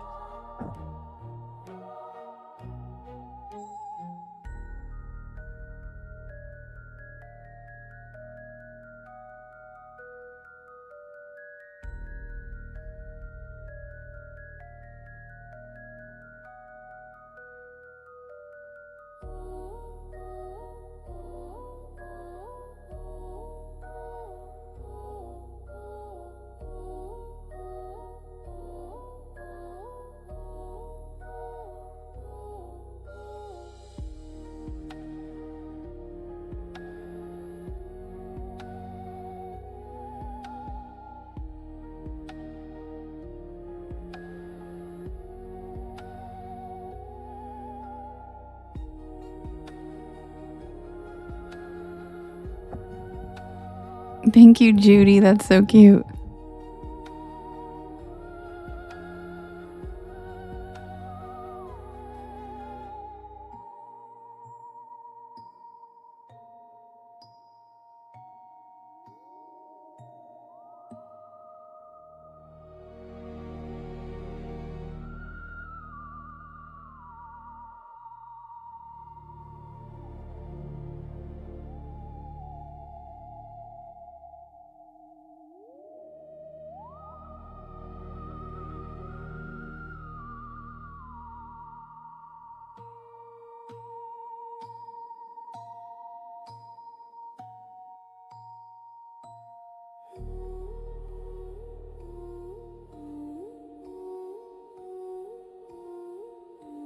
Thank you, Archangelo.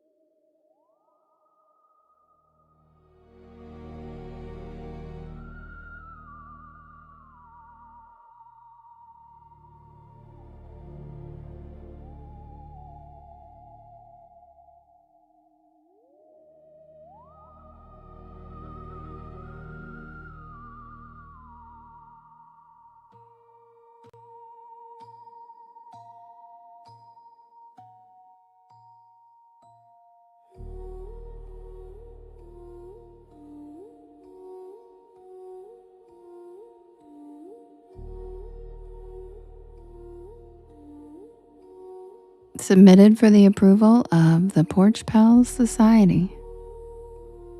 This is the tale of the thing in the mouse.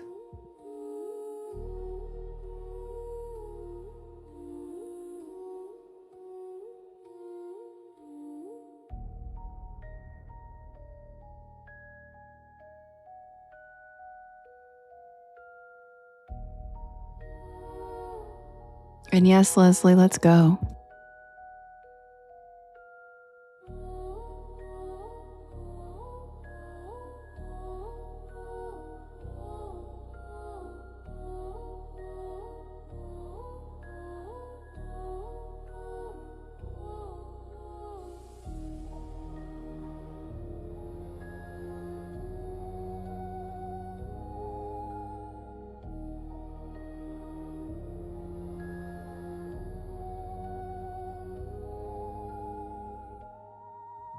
This story is about Illinois and an ancient city that once rivaled the size of London.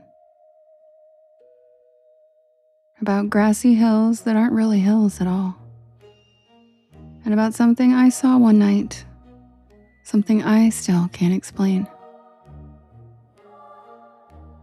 Something that felt older than me, older than time. This is my experience at Cahokia Mounds.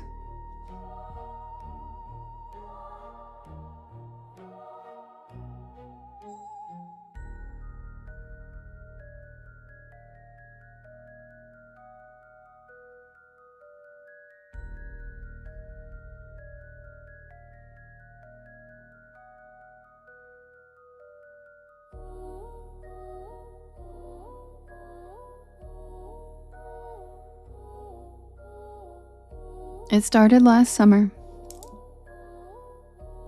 I'd been feeling restless.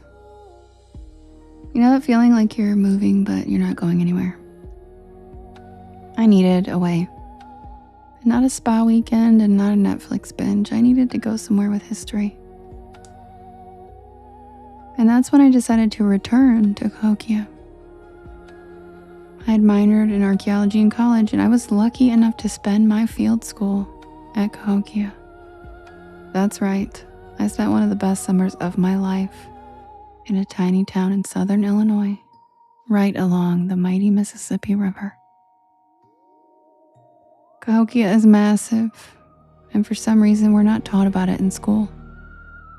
Every American should know about this magnificent site.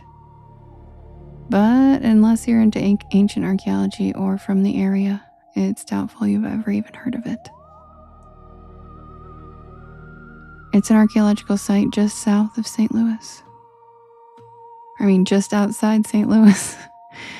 And once, over 1,000 years ago, it was the largest city in what we now call North America.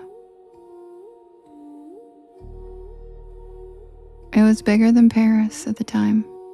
And no, I'm not kidding. The sprawling metropolis had tens of thousands of residents. Huge wooden temples, markets, fortifications, and the most prominent feature? Mounds. Dozens and dozens of massive earthen mounds. Some for burials, some for ceremonies, and some we still don't even know. Something took a hold of me when I spent my summer there. And ever since, I have low-key been obsessed with Cahokia.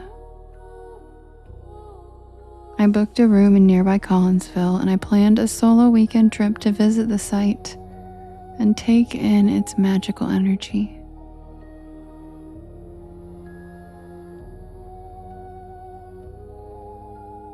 I figured I'd soak in some prehistoric vibes, maybe do a little writing and just reset my inner compass.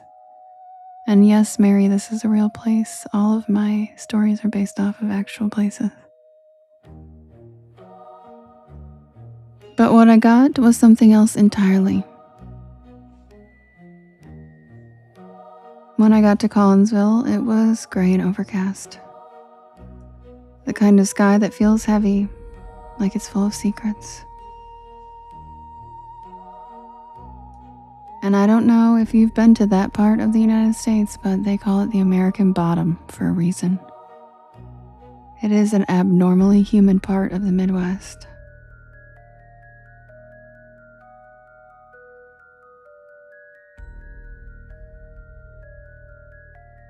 So I was sweating, and I wanted to freshen up and change clothes.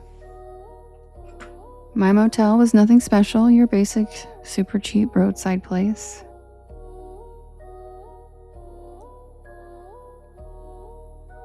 But it had a view of Monk's Mound in the distance. That's the biggest mound at Cahokia. It's over 100 feet tall. And it was built entirely by hand, one basket of dirt at a time. Imagine moving an entire mountain using only woven baskets. That's what they did. And they did it for a reason.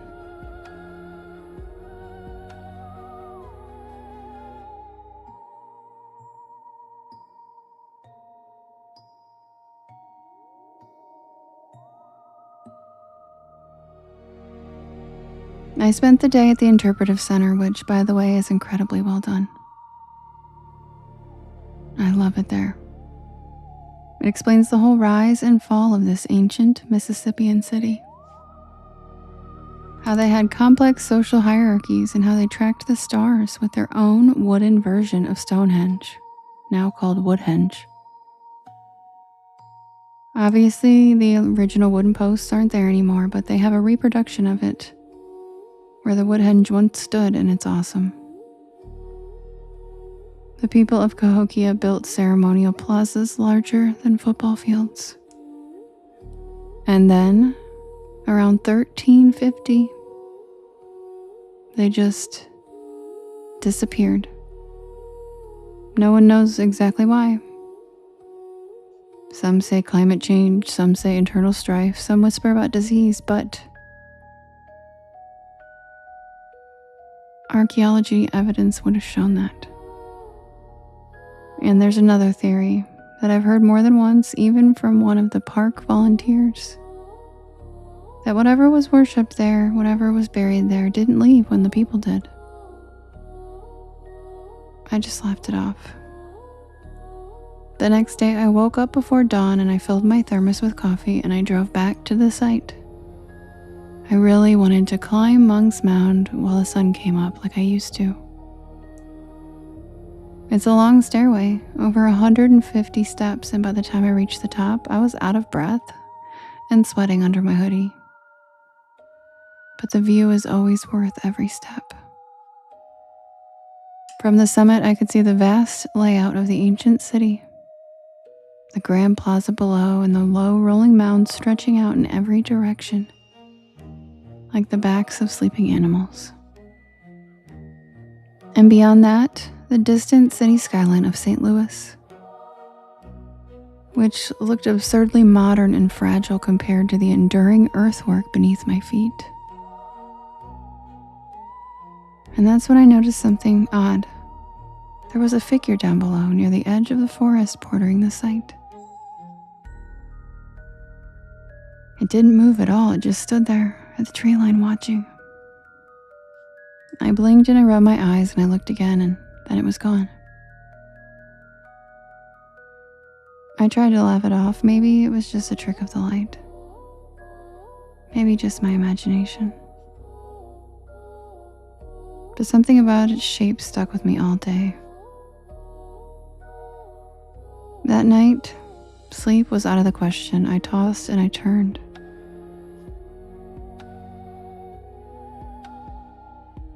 The stillness of that figure and the way it seemed very aware of me, I couldn't explain it.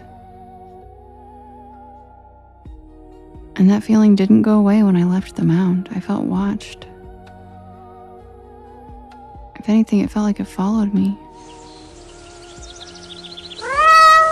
Oh my God, Chris, thank you. That's so cute.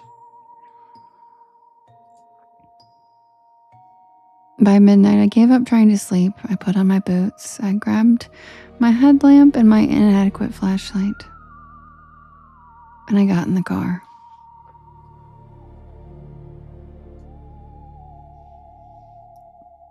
My brain was buzzing. And something in me said, I needed to go back. Now I want to be very clear. I didn't plan on doing anything illegal. I wasn't trying to trespass or vandalize. I just thought I'd drive by the site again, park outside the gate, maybe take a few pictures from the road. As I pulled up near the main entrance, I was struck by how still everything was. Not just quiet, but dead silent. No wind, no crickets, no night birds. So silent that the sound of my tires crunching on the gravel felt too loud. I parked the car and I stepped out, and I immediately got that creeping sensation again, like I was being watched. The hair on the back of my neck stood straight up and my ears rang. And then I saw something move at the edge of the mounds. And it wasn't a deer, it wasn't a coyote, it was tall and lanky, almost skeletal. and it moved like it didn't quite understand how joints worked, like a marionette being tugged by an uncertain puppeteer. And I froze. My inadequate flashlight was still in my coat pocket, but I didn't dare reach for it. Instead, I crouched down low and I hid behind a tree and I waited. I watched the thing, whatever it was, as it walked slowly across the open plaza heading toward the smaller mounds. Its limbs were too long and its posture was too upright. It didn't walk like a human. It moved more like it wasn't used to walking at all. And then it vanished behind one of the smaller burial mounds. And the moment it disappeared, all the sounds came back. Crickets, wind, distant frogs, dogs barking in the distance. It was like a spell had lifted. That should have been my cue to get in the car and leave. But I didn't. I can't tell you why, but I just had to know more. I walked the perimeter fence around and I found a break in the far side. Not locked, just a chain gate left slightly ajar. And I slipped right in. Once I was inside the site, the air felt different, heavier. It felt like I was stepping into a place that hadn't been disturbed in centuries, even though I know school groups walk these paths every week. The inadequate flashlight cast a weak beam, barely strong enough to reach the next mound. The place is vast and you don't really realize it in the daylight, but at night, it seems endless.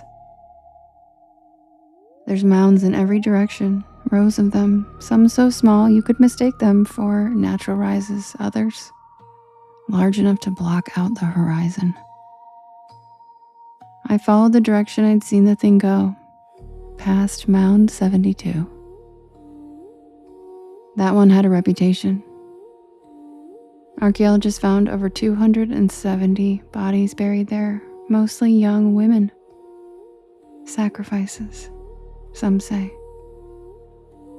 Others believe it was a mass grave following some calamity that only happened to young women.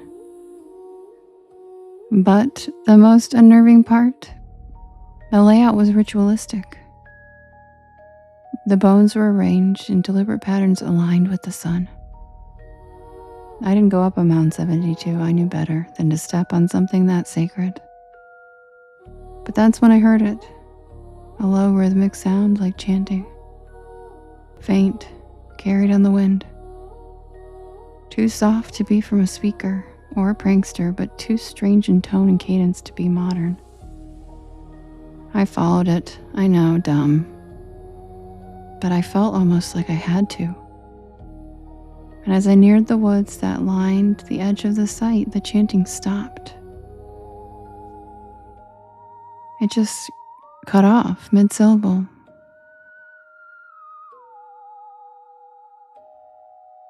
And then I stepped into a small clearing surrounded by saplings. And in the center of the clearing, partially buried in the ground, was a ring of stones, smooth and dark, and perfectly aligned in a circle. They looked like they'd been placed here a long time ago.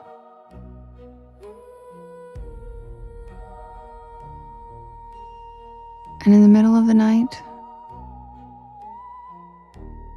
in the middle of the circle, I saw a hole. A deep one, just wide enough for a person to slide into. I crouched at the edge and I shined my inadequate flashlight down. Dirt, rocks, and faint impressions like claw marks on the inside of the shaft. And then behind me, I heard breathing. I didn't turn around right away. The sound of that breathing was so close I could feel the exhale against the back of my neck. Every instinct in my body screamed to run, but something told me not to move. Not yet. The breathing got louder, followed by a soft shuffling like feet dragging through leaves. Finally, I turned around, inadequate flashlight in hand, and there was nothing there. Well, nothing visible anyway.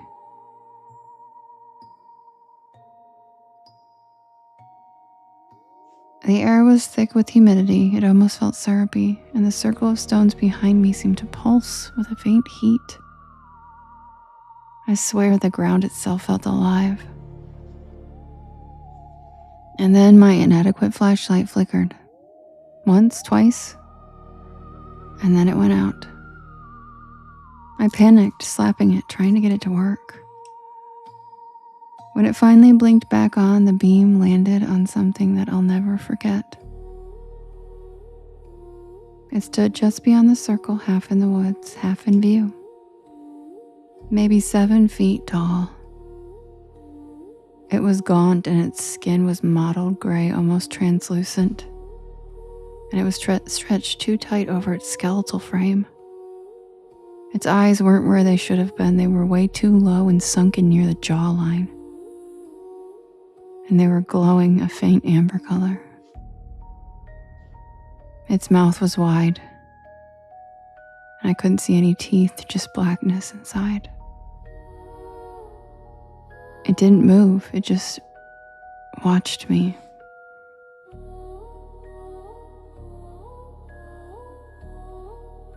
I stepped back and my heel hit the edge of the giant pit and I stumbled. I didn't fall in, but it was way too close. When I looked back up, the thing was gone. I had heard no rustling, no sound, it was just gone. But I somehow knew that it hadn't left. And then came the noise, a high-pitched, ringing whine. The sound was so sharp it cut through the air and right through my skull. And then suddenly I couldn't even think straight. I dropped to one knee, clutching my head with both hands. And that's when I felt a hand on my shoulder. Cold, long fingers. I jumped up and I ran. I didn't even look back. I didn't even know where I was going. I just ran through the darkness, tripping over roots and half-buried stones. At one point, I clipped a mound and rolled halfway down the side, scraping my arm. I found the gate, the same one I had come in through, and I swear it looked like it was closed now. But when I hit it, it swung wide open. I dove through it and I didn't stop until I reached my car. Only once I was locked inside my car, shaking with my engine roaring, did I dare look back. And I saw it, at the tree line just beyond the mounds. It was there, still watching me. I drove for over an hour before stopping at some tiny 24-hour gas station off the interstate. I stumbled inside for coffee and bandages. The cashier, an old man who looked like he'd been there since the 1970s, took one look at me and nodded slowly. He knew I came from the mounds. It wasn't even a question. He poured my coffee and said that I shouldn't have gone at night. I asked him what he meant, and he just stared past me like he was watching something only he could see, as he explained to me that the mounds were here before time, and how people always think they know what they are. Burial sites, ceremonial grounds, right? But no one knows why they're built in patterns, why they point to certain stars, or why the oldest tribes never even settled on them, only around them. I asked him about the creature, the thing I saw.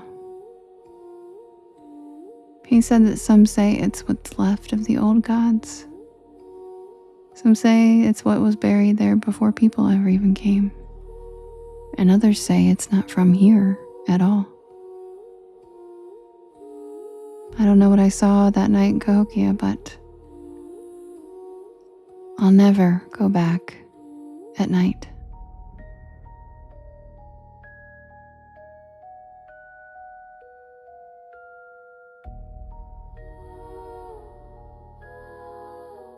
And that's the tale of my night at Cahokia.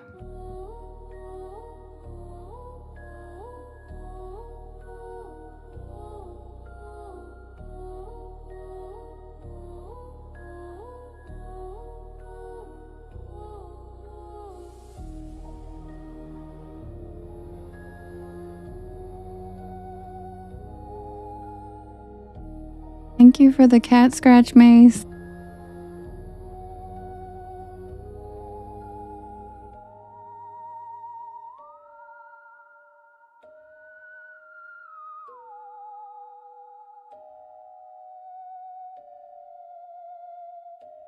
All right, welcome in everybody. My name is Devin and this is Porch Lore. I tell spooky bedtime stories to help you relax your nervous system and fall asleep.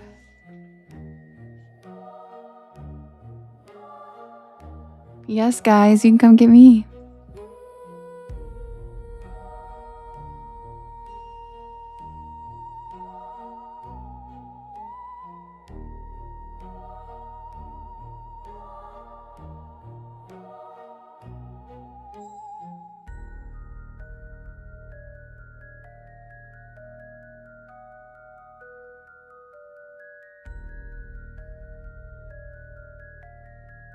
All right, you guys, you know what time it is? It is grilled cheese time.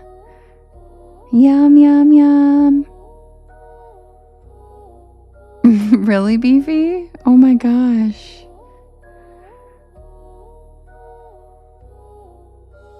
And if you are new here, welcome in. My name is Devin, and I tell spooky bedtime stories to help you relax your nervous system and fall asleep.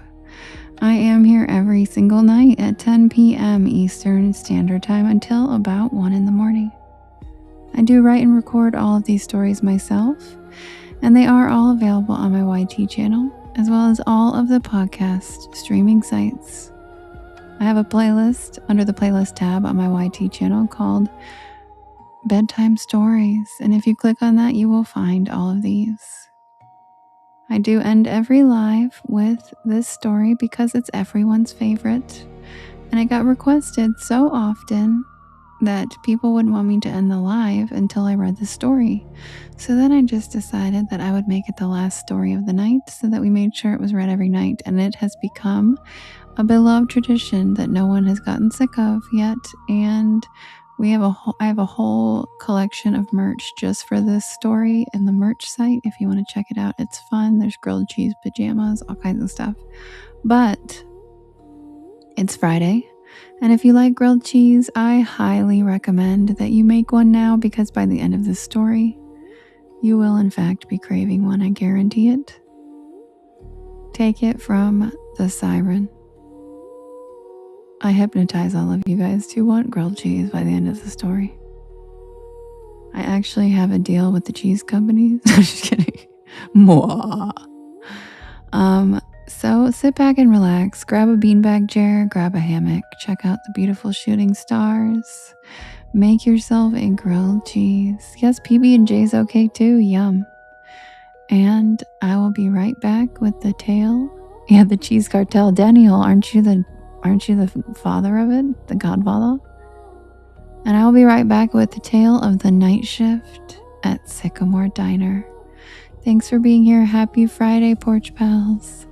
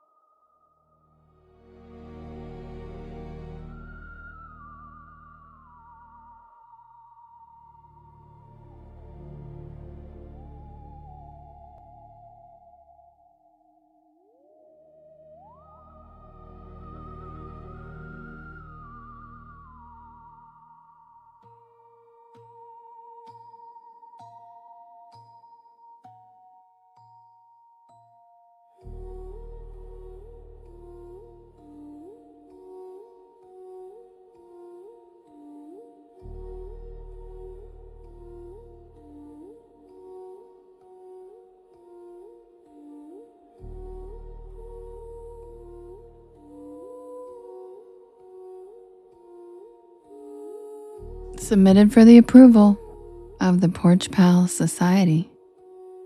This is the tale of the night shift at Sycamore Diner.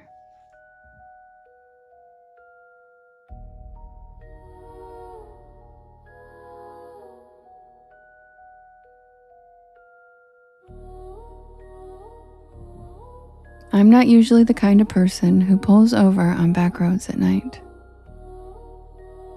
Not unless I absolutely have to. But that night, something about the storm, that long drive, and that growling pit in my stomach convinced me otherwise. I was hungry.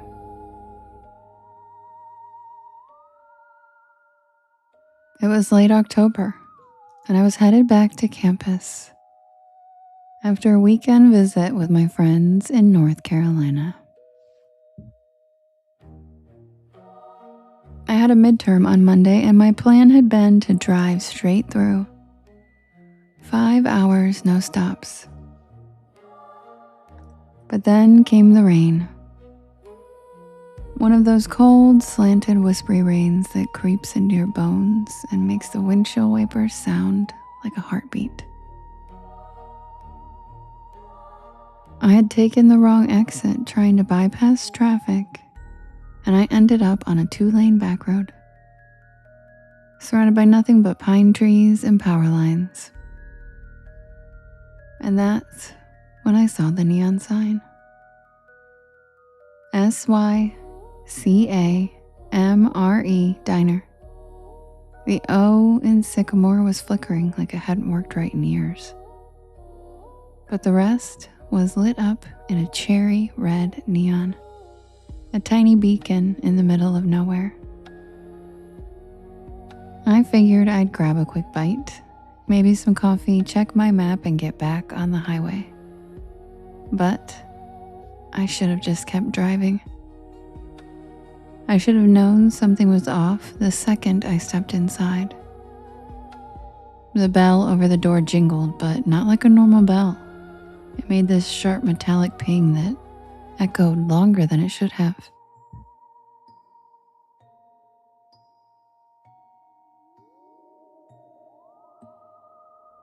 The air inside was warm. Almost too warm. Thank you, Sin City. And it smelled like grilled onions and pancake syrup. The place looked like it had been yanked straight from 1957. Checkerboard floor, red vinyl booths, a long counter with spinning stools, even a jukebox in the corner that looked like it hadn't worked in decades. And the people? They all stopped and looked at me the second I walked in. Not in a rude way, just quiet, like they weren't expecting me. Like I had walked into the middle of a sentence that no one wanted to finish. A waitress, tall with a beehive hairdo and a light blue uniform, smiled and waved me over. "You get caught in the rain, sweetheart?" she asked, handing me a laminated menu. I nodded, still trying to shake off that weird feeling. Yeah, the highway's a mess. She chuckled and patted my shoulder. "Well, you're safe here. Sycamore's always open for travelers." I sat down at a corner booth. The vinyl creaked. And I remember the jukebox shifted songs by itself and started playing some slow doo-wop ballad that I didn't recognize.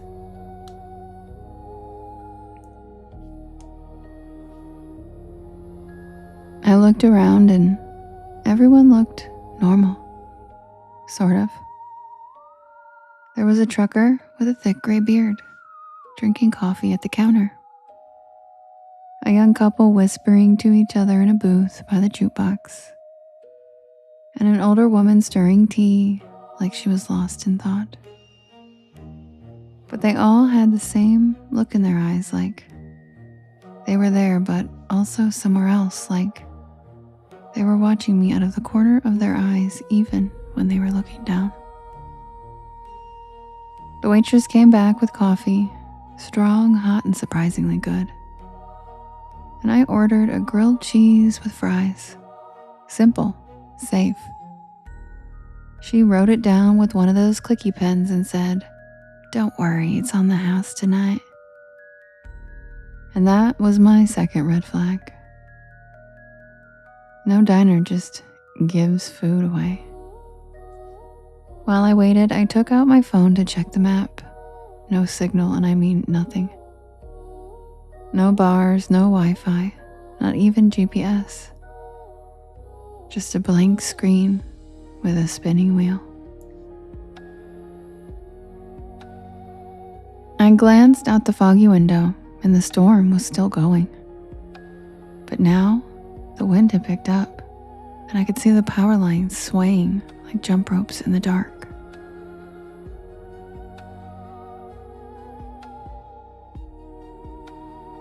But the diner stayed perfectly lit. Not even a flicker. The food came fast, too fast. Like under 5 minutes, but it looked amazing. Golden bread, gooey cheese, crispy fries with a little metal cup of ketchup on the side. I took a bite. Delicious. I mean, I've eaten at a lot of diners, greasy spoons, college joints, and roadside shacks, but this was hands down the best grilled cheese I've ever had. The fries were perfect, and the coffee never ran out. Every time I took a sip, it was somehow full again. I was halfway through the sandwich when the trucker got up to leave. He walked right past my table, nodded once, and whispered, "Don't stay past midnight." That's all he said. What? But he was already out the door. The waitress gave me a tight smile and walked over, collecting his empty mug. Old Earl, he's always saying weird stuff. Just ignore him. But I couldn't. Something about his voice stuck with me. Something about the way he looked at me. Not like I was a customer, but like I was in danger. I checked the clock over the register. 11:42. I figured I had just enough time to finish my fries, grab my check, and head out. I still had at least 3 hours left on the road. But when I stood up, the lights flickered just once, and then again. And then everything in the diner stopped moving. The couple by the jukebox froze mid-sentence. The woman with the tea stopped stirring, her spoon hanging in mid-air. The waitress, her hand reached out for a mug, just stopped. Like someone hit pause on the entire scene. I took a step back. The jukebox buzzed, glitched, and restarted a new track. I could still move, but no one else could. And then I heard it. Not music, not a storm. A voice. Not coming from anyone I could see, just a whisper that seemed to echo from the walls themselves. I backed toward the door, my heart hammering in my chest, and I turned the knob. Locked. Of course it was locked. I tried the windows, but they were sealed shut. I started banging on the glass and shouting, but no one was outside.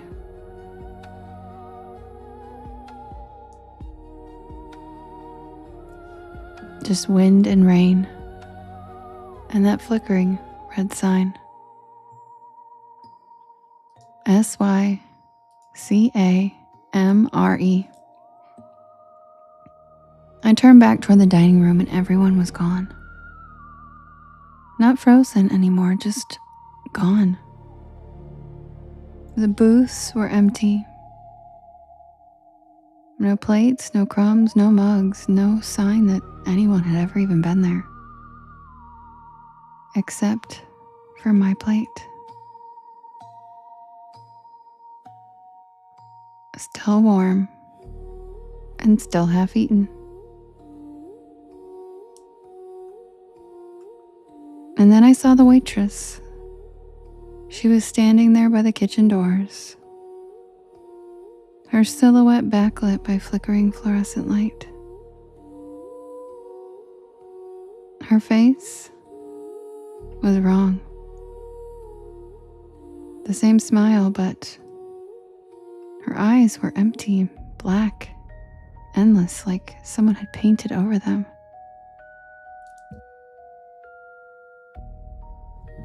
"You shouldn't be here, honey," she said in that same cheerful voice.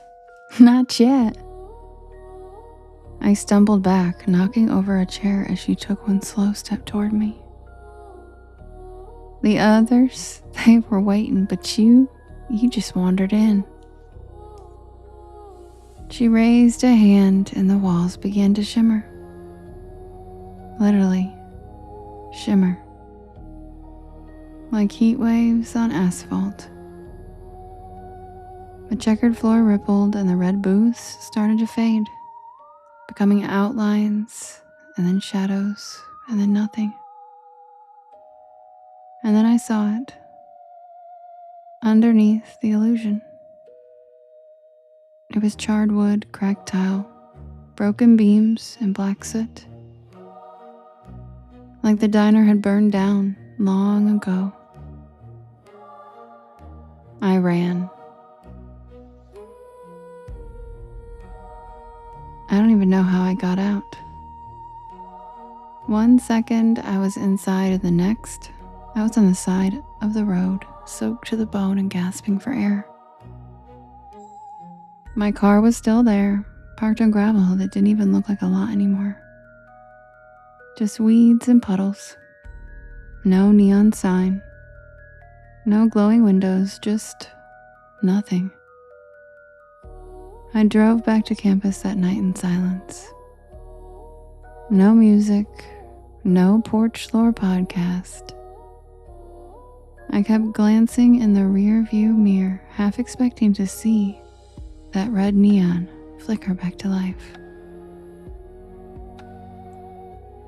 I didn't tell anyone.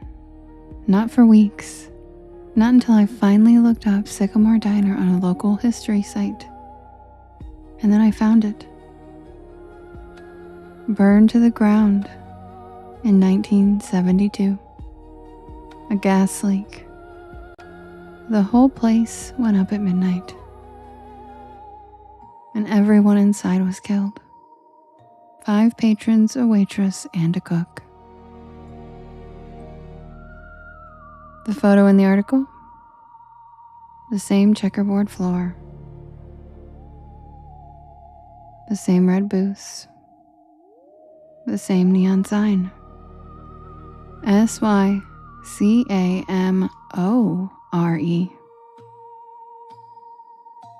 And in the corner of the photo, that same waitress, smiling.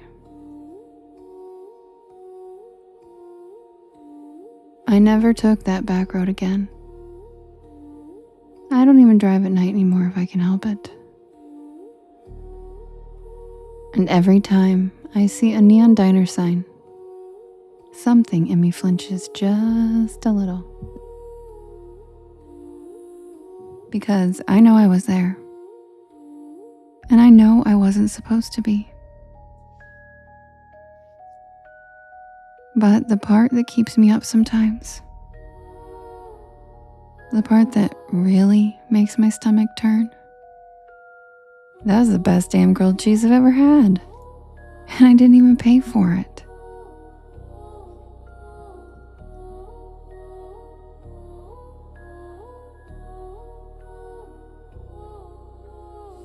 And that's the tale of the night shift at Sycamore Diner. And thank you, Tracy, for the She Bleeps, thank you, Millie, Godzilla, Jess, Cheryl, Mackenzie, Trisha, Jen, Cats and Coffee, Jess, Shannon, Ange, Shells. Everybody, thank you so much for being here. Happy Friday. Good night, James. Good night, Justin. Good night, Daniel-san, Kimberly, Lovely, Yaya, Average C, Emma, thank you. Everybody, I appreciate you guys being here again. I hope you guys have a lovely night. I love you, Porch Pals, so much. I love the community we've built and we are continuing to build. You guys are the best. And I look forward to spending every evening with you guys. And I will be here again tomorrow night at the same time, 10 p.m. Eastern Standard Time. Evan, thank you for the follow. Oh, let me put the porch back really quick. I almost forgot. We gotta end with the porch. Okay, hold on 1 second. Oh, thank you for the beehive. That was cute.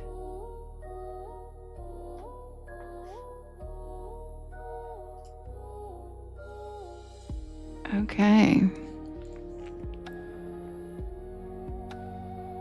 All right.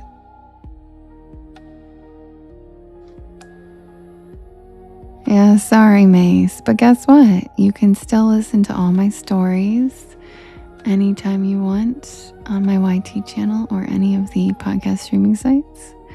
And now, guess what? When I do these live streams, YT automatically saves my live stream afterwards and puts it up. So moving forward, any of the ones that I cross stream, it's automatically just going to be put up there if you guys want to rewatch the lives. Yeah. So that's why YT's so good. So the one from last night is already up there, and the one from tonight will be up there as soon as we're done. So thank you, Scotty, for the hive escape. And thank you, Michelle, for the heart meat, and Mackenzie for the cozy cryptids. And happy Friday, everybody. Hi, Jade. I love you guys very much. Yeah, right, Justin. We love TikTok Shop. Oh, love you guys so much. I hope you guys have a wonderful night. I hope you get some great sleep. If you don't, head over to my YT bedtime story playlist where you can listen to all of these stories whenever you want. Love you, Thay. And I will see you guys again tomorrow. Sweet dreams, and don't forget, stay spooky.